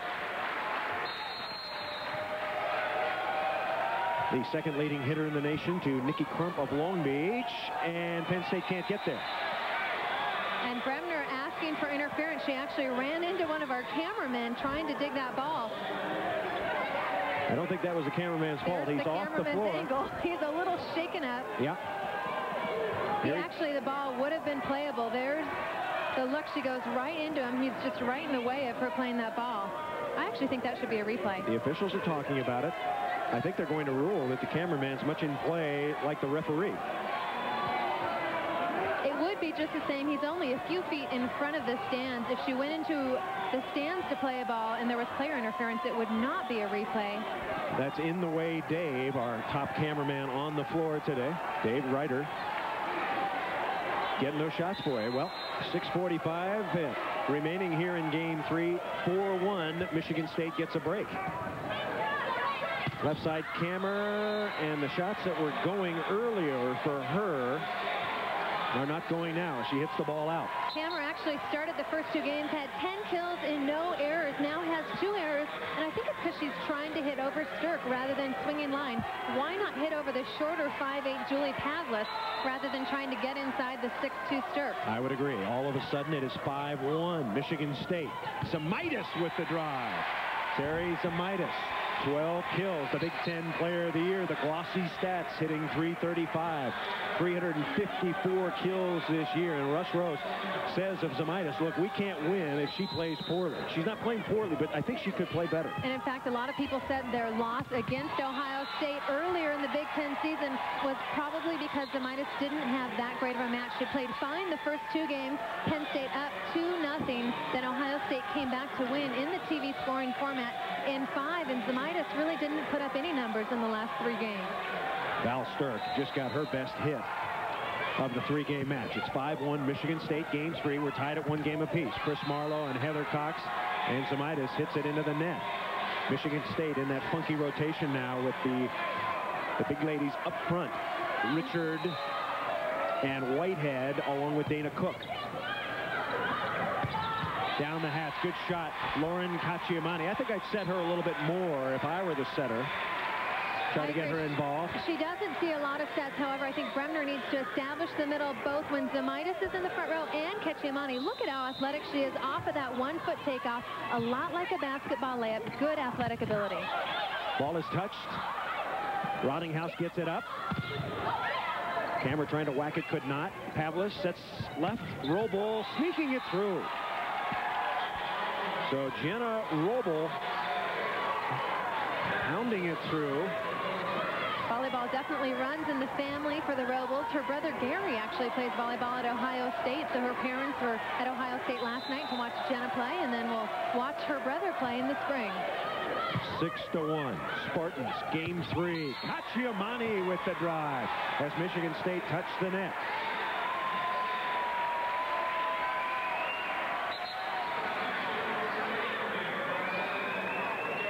Penn State takes out Rottinghouse. Schoenfeld is back in the front line. Schoenfeld, another player who's putting up tremendous numbers. 8 kills, 1 error in 14 attempts with 8 digs in the first 2 games. Through the block goes Dana Cook, an advertising and graphics arts major. Her father played football and hockey at the University of Waterloo. I bet you didn't know that. Her mother played basketball at Waterloo. And also a volleyball player. Yeah. Cook's somebody that hasn't been putting up the numbers that we expected. She's been very quiet, has 3 kills, 1 block. I think that they need to try and run the ball to her. She hasn't had very many swings, and she's a player that can really turn the tide of a match. Ketchiamani with 3 kills in the last 5 swings, so she is doing well. 6-1. Penn State has gone kind of dead on the left side. Is where I see the weakness, where Michigan State is hitting a little better. Let's see if Schoenfeld can put one away, and she does. Middle side out, or left score, and that's what Russ Rhodes needs. He needs some production on the left. Exactly. And that's what he's getting from Terry Schoenfeld, who's having the time of her life as a freshman, playing in probably the biggest match of her career because she didn't have the playing time early on when they were at Michigan State. So this is big time for her. Timeout, Michigan State, and the crowd is alive. It's a bye weekend for the football team, so there's plenty of action on campus and a great crowd assembling here at Rec Hall to watch this volleyball match tied at 1 game apiece. We've just seen tremendous volleyball. Volleyball, a game of momentum. We saw it start early with Penn State, go over to Michigan State, back and forth between the 2 teams, and it's really coming down to the game of serve and pass. Who can end up executing on their offense because of the good ball control that they've had? Of course, if you're following volleyball, you know that Florida is the #1 team in the nation right now. Mary Wise's squad gets up to #1, followed by Stanford, which just beat Hawaii in Honolulu. And then Long Beach State, followed by Michigan State. There it is. I tell you, Long Beach State is getting job, don't you think?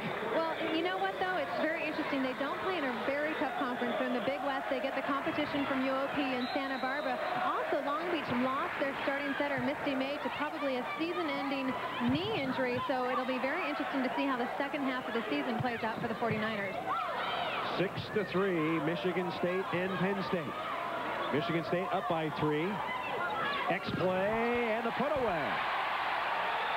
Penn State running the X against Michigan State. I like Christy Cochran. She's so strong on the X. She's very deceptive, goes right behind Zamaitis. It's a decoy play. The block's on the way down.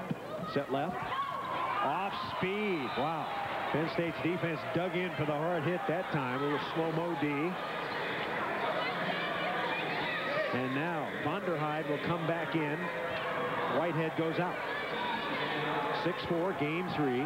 We're tied at 1 game apiece. Ketchiamani staying in the back row. Penn State going with that 3-person serve receive. Bad set there. Spartans are on it. Right side. And Cook thunders it through. Dana Cook with her 4th kill on the night. Quiet. I think that they really need to utilize her a little bit more. She's so versatile, can hit from the right side. She sees that Zamaitis is late and goes after her left hand. Terry Zamaitis. Let's check Zamaitis now. 13 kills and a couple of blocks. She had a triple-double earlier in the year. 39 kills, 20 digs, and 11 blocks. as Val Sturck, you know, she looks just like she did in that regional final last year. She's getting better as the match wears on. Very confident and poised. She's starting to come alive, as is Cook. Val Sturck's claim to fame is that she's consistent day in and day out. From practice to matches, small matches, big matches, she is consistently a top hitter. How about Zemaitis on the left? That's a new wrinkle, and that's one way to get a little production on the left. Move your middle out there. Right, move your big attacker right outside. That way she's hitting against a shorter block as well. Pavlis is in the front row. Have Zemaitis swing line. Great serve, and Penn State scores again.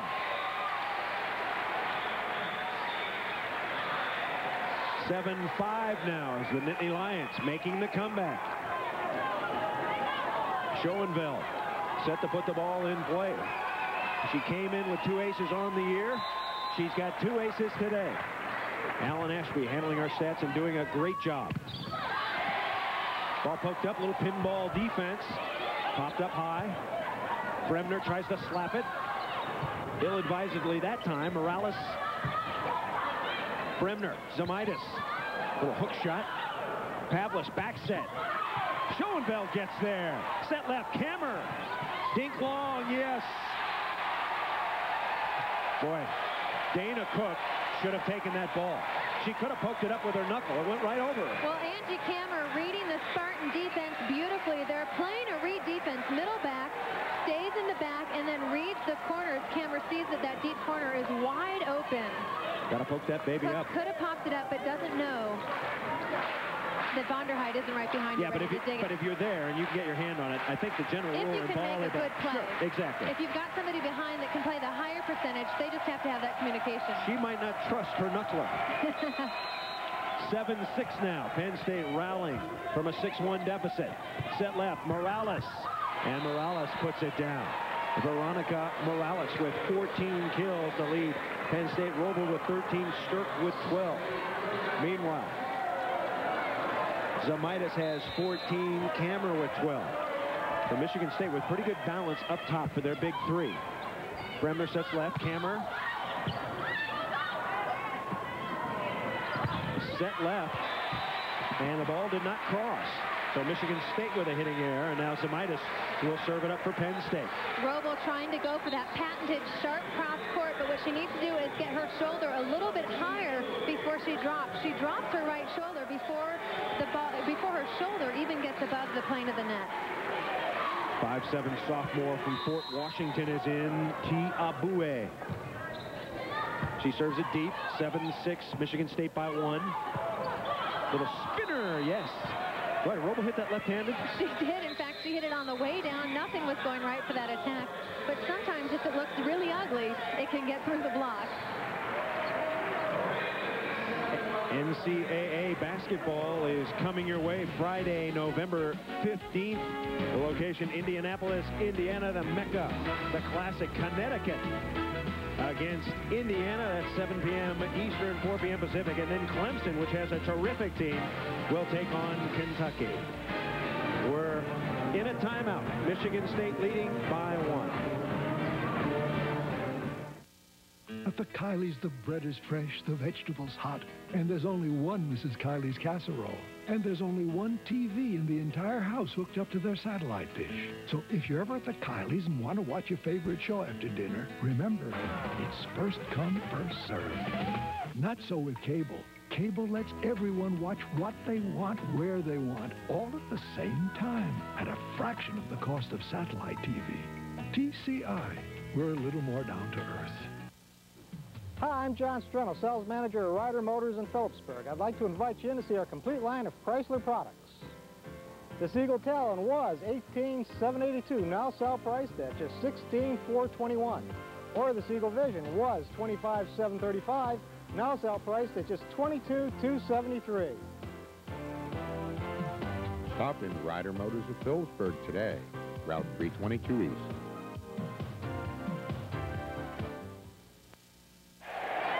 Back on the campus of Penn State, we are live. Michigan State and Penn State, the two powers in the Big Ten battling. Michigan State in the dark uniforms, Penn State in home whites. Game 1 going to Penn State easily. Michigan State winning Game 2. And we're in Game 3. Chris Marlowe and Heather Cox It's been a battle. We expected it. The first match between the two teams went 5, and I don't see any reason why it won't go 5 today. They look very evenly matched, these two teams. They're both so skilled at the net and in the backcourt.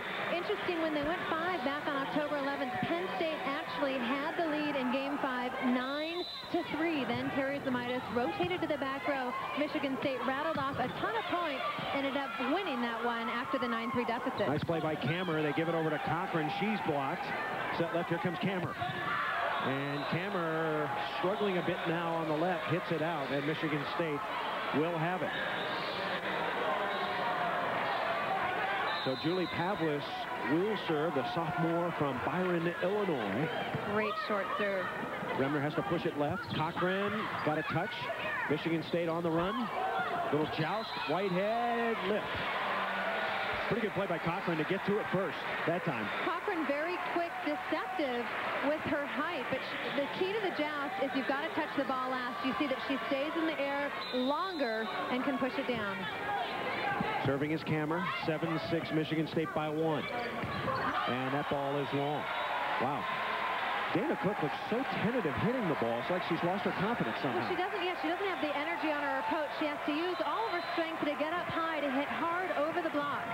You need a little vocalism. Come on and say, ah. Another off-speed shot. And that ball is going to be put in play. Over to Cacciamani, and she puts it down. Penn State has come all the way back from a 6-1 deficit to take the lead. And the most important thing for Penn State is that's happened with Zamitis on the bench in the back row.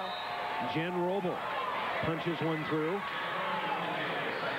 First team All Big Ten last year. The first freshman ever to make it for Michigan State. And this has turned out to be an absolute kill fest. Right now, Michigan State 50 team kills, Penn State 51, and we're just in the third game. Roble serve goes out of bounds. Terry Zamitis going to come back in for Penn State. Also coming in is Jen Burtis to serve.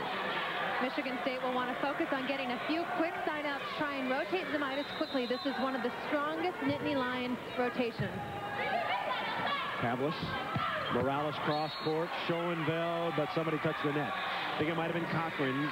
Can't touch the net at any time in volleyball. Now Vonderheid's back in. Whitehead goes out. Vonderheid will serve. She's been serving the jumper.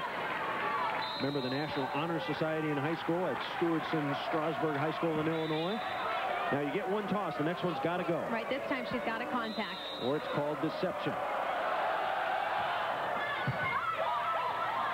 Sets Zamitis to step in, and she shanks it out of bounds. Val Sturck sticking right with Zamitis. Didn't fall for the fake. The step in, Zamitis will go out first and then cut in quickly, trying to fake out the middle blocker. That's a good play by Val Sturck. That's a tricky play to block. 8-8, game 3. Schoenfeld, and she's got it. That ties her season and career high of 10 kills. She's a freshman from Portage, Northern Michigan. Played for Jack Mockelson up there. Remember the Mockelson sisters? Oh, what a dig by Zamitis. Playing at Indiana, just to finish the thought. Zamitis with the big block, her third. 9-8 Penn State. Watch the penetration by Zamitis. Keys right in on Cook's right shoulder. Burtis is there. Bremner. Sturck is patrolling. Here comes Schoenfeld. Ball poked up, Pavlis back set, and Cook is rejected.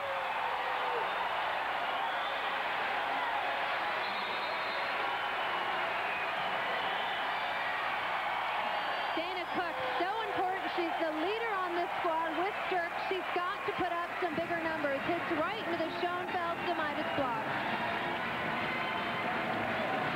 The first block for Penn State since game 1. And it came at a big time. Russ Rose's squad, the best blocking team in the Big Ten, but blocking the Spartan offense is not easy. Penn State normally averages almost 4 blocks a game, but what's so important is when Russ Rose's squad isn't blocking, their defense is still scrappy, digging nails in the backcourt to keep the ball alive. How great a coach is Russ Rose? Well, only 5 teams in NCAA history have participated in every NCAA tournament. Penn State, UCLA, Pacific, Stanford, and UC Santa Barbara. And what's very interesting in that statistic is UCLA, for the first time ever in NCAA competition, might not make the NCAA tournament field. They're struggling, a lot of injuries. It's just about 5th place in the Pac-10 right now. Bruins have major problems. I saw them play Arizona last week, and they looked very, very bad. Yes, we're on the campus of Penn State. Big crowd going bonkers. And Penn State is feeding off the frenzy. It's 10-8. We're tied at 1 game apiece. Michigan State in the dark uniforms. Penn State in white. And Michigan State is confused. Over the top. Little joust there. Bremner tries to hit, and she's stuck. Penn State is adjusting now to Bonnie Bremner. It's taken about 6 Bonnie Bremner kills for Veronica Morales and Val Sturck to realize that every time Bremner jumps when she's in the front row, somebody has to block her because she's much too aggressive offensively not to. Dana Cook, once again, the Big Ten serving leader in aces with 44. None today. Looking for a big one here. And she's staying with the floater as well. Much more conservative. Could be fatigue, though. Maybe they think it's going to go long. Zamitis on the left, and Sturck stuffed her. Val Sturck stuffed it. That might have been going out, but I think it hit a Penn State person. 10-9. Sturck's 4. Let's see if it edges Bonnie. Definitely hits Bonnie Bremner. Set left, Schoenveld. Ball dug up. Pavlis a little slow getting off the net. And Roble spins it long. While Penn State may have gotten the side out, Michigan State has done a nice job adjusting their defense to suit the personnel that they have on the court, with Pavlis blocking, Dana Cook digging line rather than staying in that perimeter read defense, which was hurting them earlier. Heidi Rottinghouse is in, a fantastic digger. She'll serve it down the pipe. Shank pass, trouble. Nice up by Pavlis. Oh, wow. It looked like it came inside the antenna, but apparently not, and Penn State's going to get a point. So Penn State, with 1 minute and 58 seconds remaining, leading by 2. See if it has to stay within the playing field of the antenna. Well, that's a tough call. It looks like it was into me. Yeah, Russ Rose had the best view. Russ, was that good? No, he's concentrating. All right, 11-9, Penn State. Shank pass. To Roble. Nice up. But Penn State 4 contacts. Ball is dug up. Both teams a little tentative when they get a dig. They're not being aggressive. Roble out of the backcourt in games 1 and 2 was that pipe, very much an offensive threat. Now just keeping the ball in. Jen Roble, 16 kills. Great pass on the play action. Kammer, yes. Kammer got her hole, and she pounded it through. Huge hit by Angie Kammer, known to Russ Rose as the player that always plays hard. Great court sense, aware of her strengths and weaknesses, and utilizes them at the right time. Penn State by 2. Pavlis jammed by Kammer. Right now, Chuck Irby off the bench. Michigan State looking like they've got a breakdown in confidence. Ball control is a must with the pass. Kammer has 15 kills. Penn State by 3. Another dig. Rottinghouse is everywhere. Kammer off speed. Pavlis to Cook. Penn State digging. Zamitis. Not yet. Cacciamani. Not yet. Now. And Michigan State has gone dead in the water. Michigan State just too tentative. Penn State playing to win. Michigan State playing not to lose. It's the same thing that happened last night against Ohio State. Michigan State's passing broke down. They had 13 reception errors on serve. Every time if Pavlis has to come off the net to set, she can't run Irby's system. A minute 19 remaining. Oh, and there's a rejection by Kammer. She blocked Val Sturck on the slide, and it's 14-9. Remember, we play until the expiration of the clock. A minute 14, and the same scenario as game 1, as Penn State turning it on now. Another block, 15-9. Michigan State's MO all season long has been that they've lost the lead. They were up 10-3 against Nebraska, lost. Up 14-6 against Stanford, lost. It continues tonight. And they are in deep trouble. Confused. Penn State ramming it home. Cacciamani with the drive.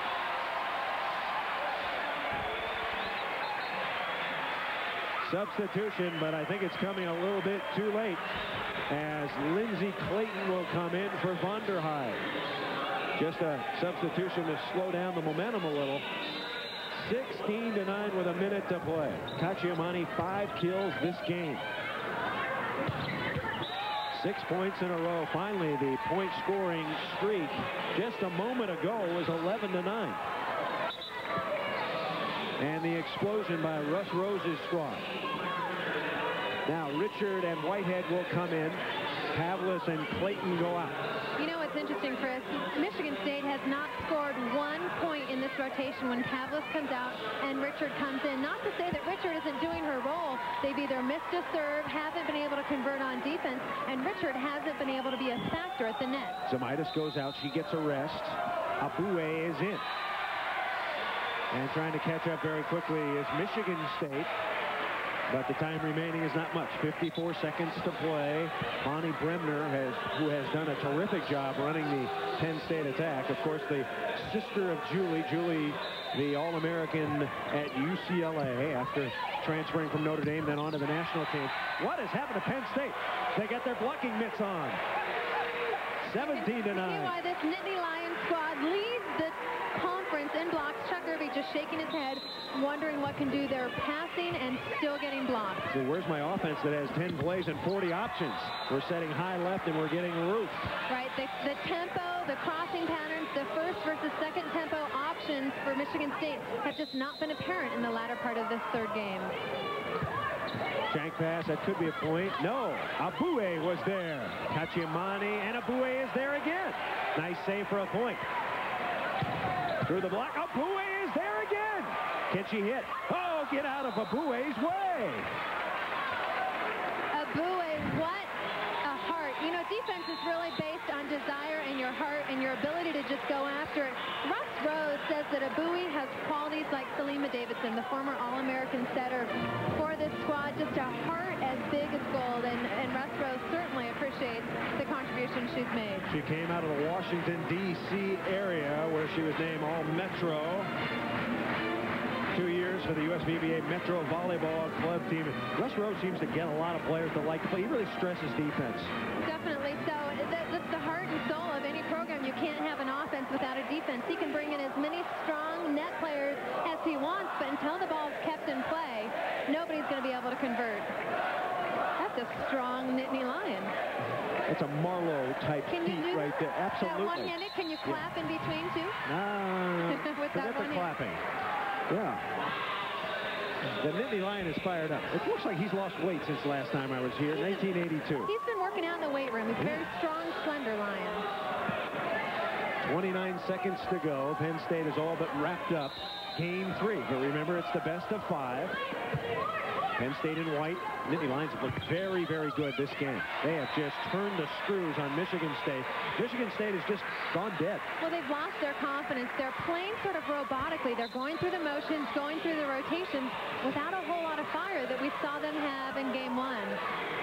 Chuck Irby's squad has not lost back-to-back Big Ten matches since November of 1994 when the Spartans lost to Iowa and Michigan. If you just joined us, Michigan State losing last night to Ohio State. And another block for Penn State. And Chris, if you look at Michigan State, I talked to the coaching staff earlier today. They were concerned that this young team might not be able to come back from back-to-back from a loss against Ohio State. Earlier in the season, they lost to Texas. Then the next day lost to Stanford in 3. The next weekend lost to Nebraska in 5. The next night lost to Nebraska in 3. So they've got some losses under their belt as Abue cannot get there. Michigan State doesn't lose that often. 18-5 overall. Texas, Stanford, twice to Nebraska, and then, of course, Ohio State. 2 seconds remaining, and this baby is over. Clock will run out. And Cacciamani, Russ Rose said, the best kid I've recruited out of the Northeast in the last 5 years, puts it away. Cacciamani, a big factor in game 3 as the Nittany Lions pour it on and win going away. So Penn State up 2-1. We go to rally scoring. Yes, rally scoring, point for play. Game 4 right after this.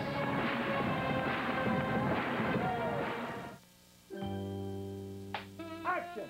Tired of all those commercials with their phony doctors and their talk of quality care? If you're choosing a health care plan, you need more than 30 seconds of empty promises. You need facts, like the fact that with Geisinger Health Plan, healthcare decisions are made by physicians, not accountants. Call us today and get all the facts. It just might help you make a better choice. Geisinger Health Plan, a choice for the better. Hi, I'm John Strenel, sales manager at Ryder Motors in Phillipsburg. I'd like to invite you in to see our complete line of Chrysler products. This Chrysler Concorde was $24,575, now sell price at just $21,070. Or this Chrysler Cirrus was $21,185, now sell price at just $17,894. Stop in Ryder Motors of Phillipsburg today, Route 322 East.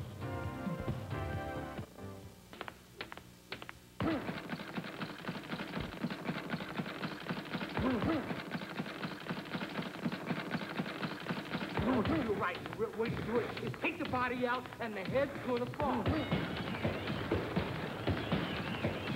You got to rip. You got to dig. Frankie Toledo clashes with Cassius Beloy Friday at 9 on ESPN2.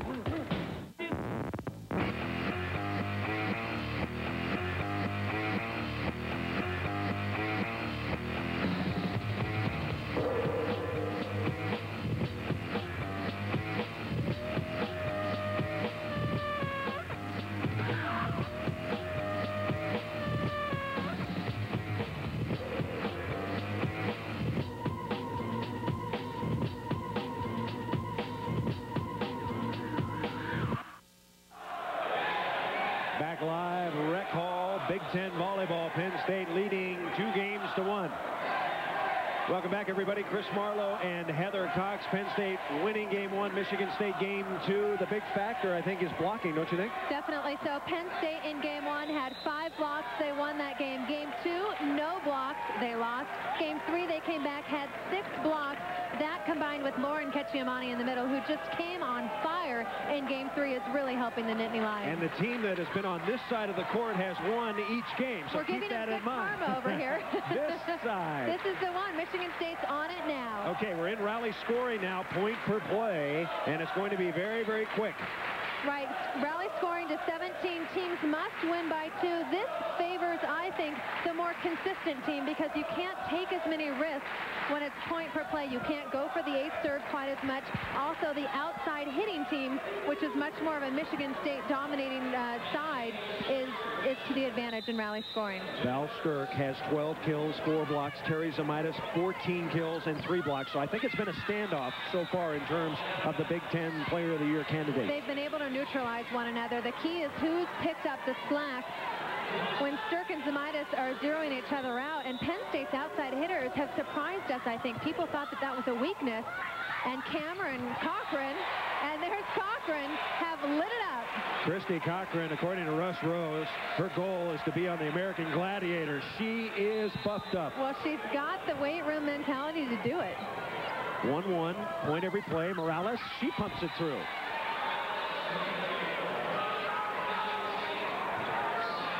Penn State trailing Michigan State 2-1.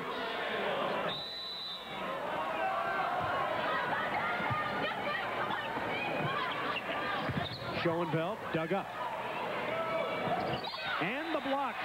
Schoenfeld stuffs Sturck.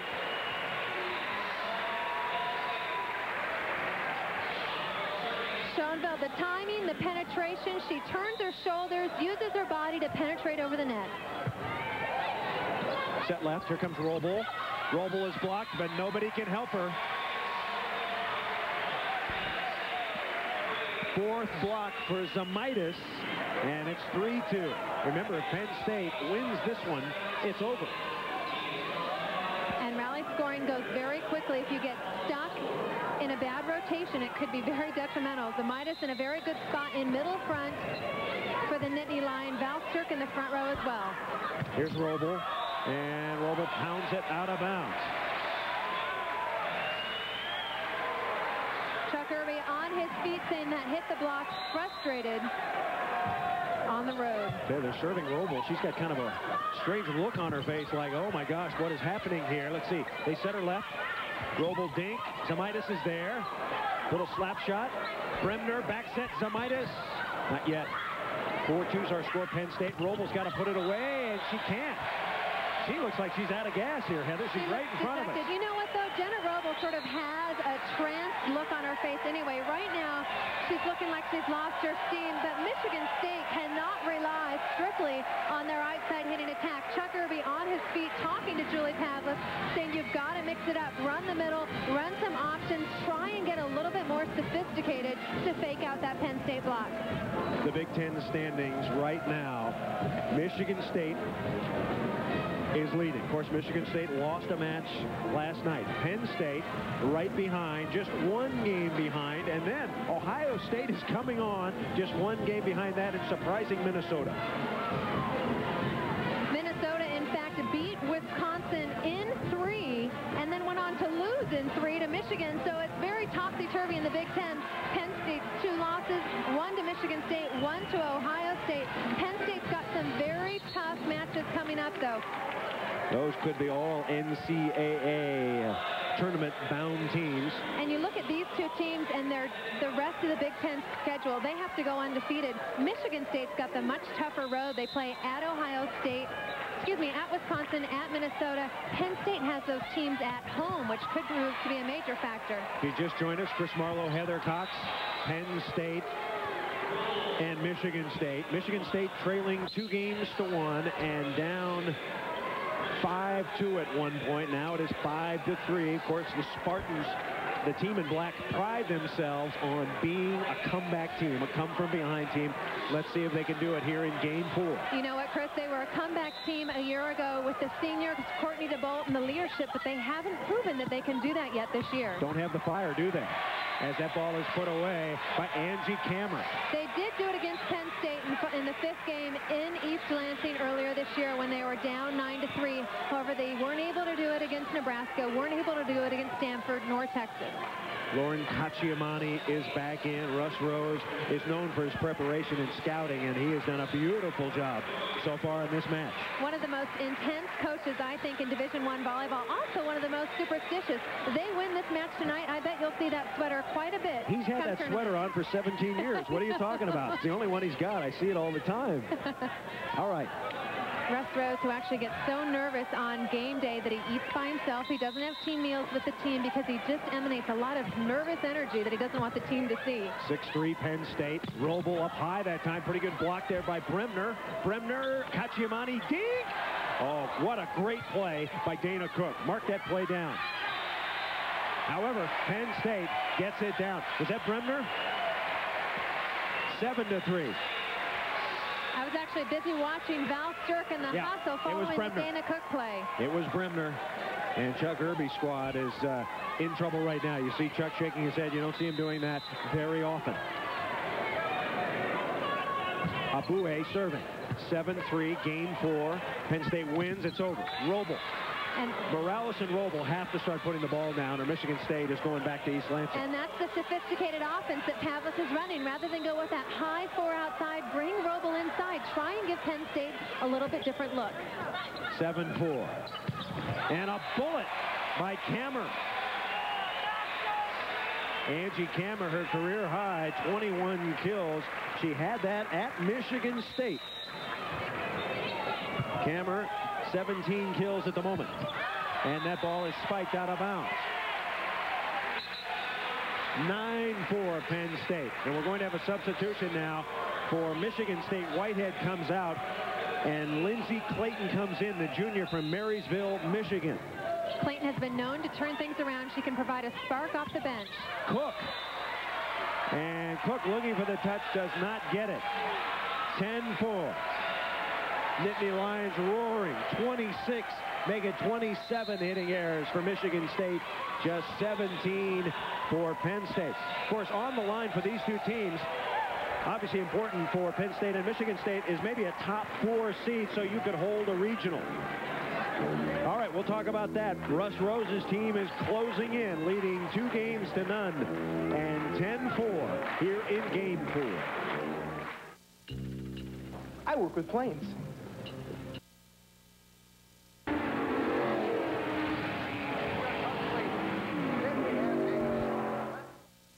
Back live, Penn State mopping up Michigan State at the moment. The numbers 5 and 6 teams in the country. And more at stake, even more than the Big Ten standings. Penn State undefeated at home this year. They're 12-0, would make it 13-0 with a win tonight over Michigan State. In fact, Game 2 was the only game that this Penn State squad has lost all season here. They're 39-1 in games in 96. So this is a very huge home court advantage for the Nittany Lions. 5 blocks for Cacciamani. Roble finally terminates. Is it too late to come back, Heather Cox? 11-5.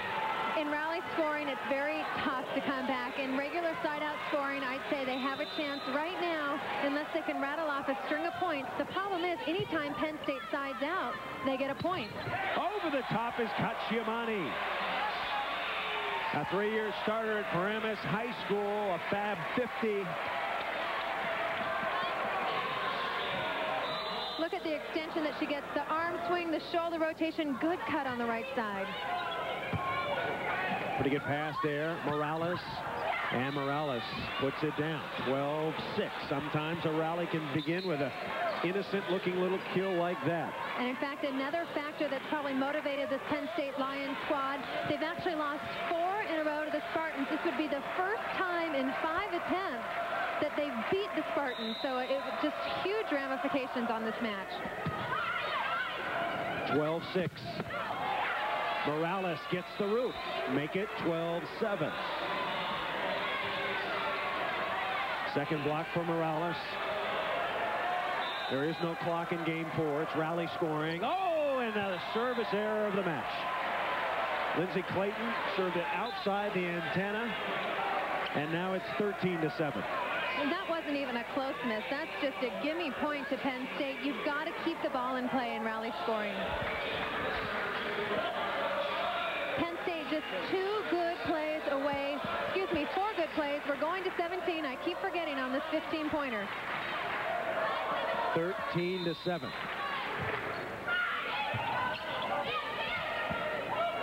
High set, Morales with 2 on her. Doug, nice play by Burtis.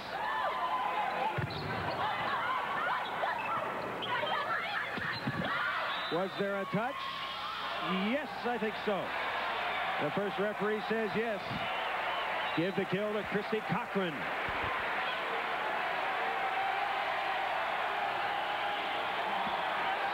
And Chuck Irby is going to take time out. You know, we were talking earlier, Chuck Irby, the National Coach of the Year. Who would you vote for Coach of the Year this year? Oh, boy, you're putting me on the spot. Yeah. I actually think, oh, well, I'm going to have to give it a couple because I haven't had a lot of time to think about it. I think Mary Weiss has done a phenomenal job. While they don't have the competition in the SEC, I think she's doing just a great job with the talent that she has. Below that, I would say I like both Russ Rose and Chuck Irby in the running, definitely. So Don Shaw could be in the running, but he's just so talent-laden that people are going to say, well, he's just gifted with athletes. All right, I've got 2. Brian Chimilaro, Long Beach State, still undefeated, and Steve Stratos of Loyola Marymount University. You can't forget Steve Stratos, formerly from Woodside High School, has just done an amazing job with LMU. Don't forget, next on ESPN2 from the Atlanta Motor Speedway, Winston Cup Happy Hour practice for the final race of the season that will decide the next Winston Cup champion. Stay tuned right after live volleyball. 14-7, Game 4. Michigan State trying to hang on. Penn State trying to put the Spartans away here at home. Big crowd, over 3,000 today. And another block. Terry Zamaitis, the reigning queen of Big Ten volleyball, gets the stuff. She's got 5 blocks, 14 kills. And this is how a Big Ten Player of the Year gets it done. 15-7, we're going to 17. Set left Morales. A tentative shot. Bremner sets Zamitis, and she pokes it out of bounds. Zamitis and Bremner just got tangled up in that play. Maybe a safer shot to go to the right or the left side. Bremner trying to push the middle, execute quickly. Penn State 22-2 on the year, trying to get that 23rd victory. 15-8. Zamitis launches. So make it 15-9. Playing to 17, rally scoring, point on every play. Penn State not nervous yet. A couple more, they might be. I like the short serve. Cochran blocks. Penn State goes and gets it. Nice play. Free ball, Spartans need a score. Morales coming inside, and she puts it away. Just barely. Dana Cook doing a great job serving that short left front, right where Terry Zamitis is lined up. With that short serve, it takes her out of the rotation. And Russ Rose calls a very smart timeout, a quick timeout, rather than let the momentum get going. Penn State leading 2-1 and in command here, but looking a little bit tentative. Are they? Well, they've made a few errors back-to-back. I think that they still are certainly in the driver's seat. Don't forget, with rally scoring, they're 2 good plays away from getting this match. Take a look at that last play. Talk about a dribbler coming along the net. Is it in or out? Morales gets right off of the hands, goes off of both blockers. You can see the Spartans. Yeah, got a lot of refs on the Spartans on that play. So Kirby, very stoic. Disappointing weekend for them if 2 points pass by and they end up going 0-2 in this most important Big Ten weekend. 15-10, we're playing to 17. Rally scoring. Nice up by Penn State. 2 spectacular digs. Michigan State, chance for a point here. Morales off speed, and Penn State cannot handle it. 15-11. It was once 15-7. So 4 in a row as Michigan State comes back. And the natives are restless here in State College. Pretty good pass. Set Zamitis. Yeah, there she comes. She's dug up. Spartans could get a point here. Oh, and Stirk dinked right to the defense. Set left. Schoenfeld. Rocket. Oh, we've got a touch in the corner, and the referee saying no. The first referee, Patty Salvatore. The linesman saying touch. Patty Salvatore saying no. The up official can overrule the line judge. I actually think that's a good call. Patty Salvatore obviously has the better view, but I didn't see a touch. So it's 15-12 now. Spartans still hanging. Got to set Zamitis again, don't you know? Set left, Schoenfeld. Oh, what a dig by Roble. It's kept in play. Zamitis blocked. They'll set Schoenfeld. She slap shots it out of bounds. And Penn State, folks, is definitely nervous. 6 in a row now. 15-13. Great strategic serving by Dana Cook. She's mixing it up, going short and then deep corners. And a timeout. Don't forget. Coming up next, NASCAR. Winston Cup Happy Hour. All you racing fans, we are racing to the finish, we think, although Michigan State is coming back. For all you car racing fans, that's on immediately following volleyball. We'll get out of here as quickly as we can, won't we, Heather? What's the strategy now? Obviously, Michigan State's got to get the ball in. That's consistency is the key for Michigan State. They have to play error-free. For Russ Rose and Penn State, they've got to be able to terminate. They are a side-out team. That's what they're able to do. They've got to get the ball to Zamitis and terminate on the first touch of the ball. All right, Terry Zamitis. She was the Big Ten Player of the Year last year. She's wearing number 5 in white. She's in the front row. You're Penn State, you need a kill. The setter has got a setter, and she's got to put it away. And if you're Val Stirk and you want to be Big Ten Player of the Year, you got to stuff You got to commit on her. Watch 12 black to 5 white. Here they come. Here comes Zamitis. And Zamitis puts it away.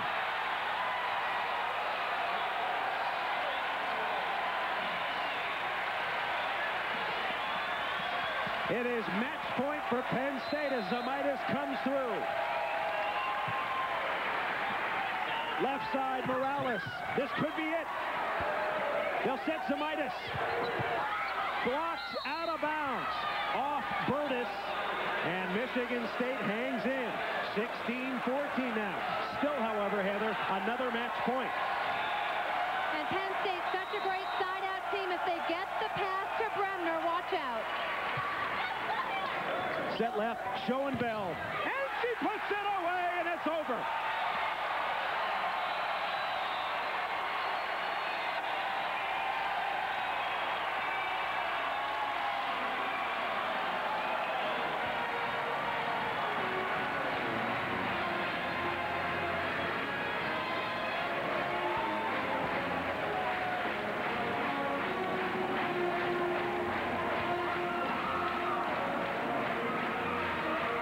One more look at nervous time in State College, Penn State. The final play, a new career high in kills for Carrie Schoenfeld. Schoenfeld pops down 12 plus the game winner.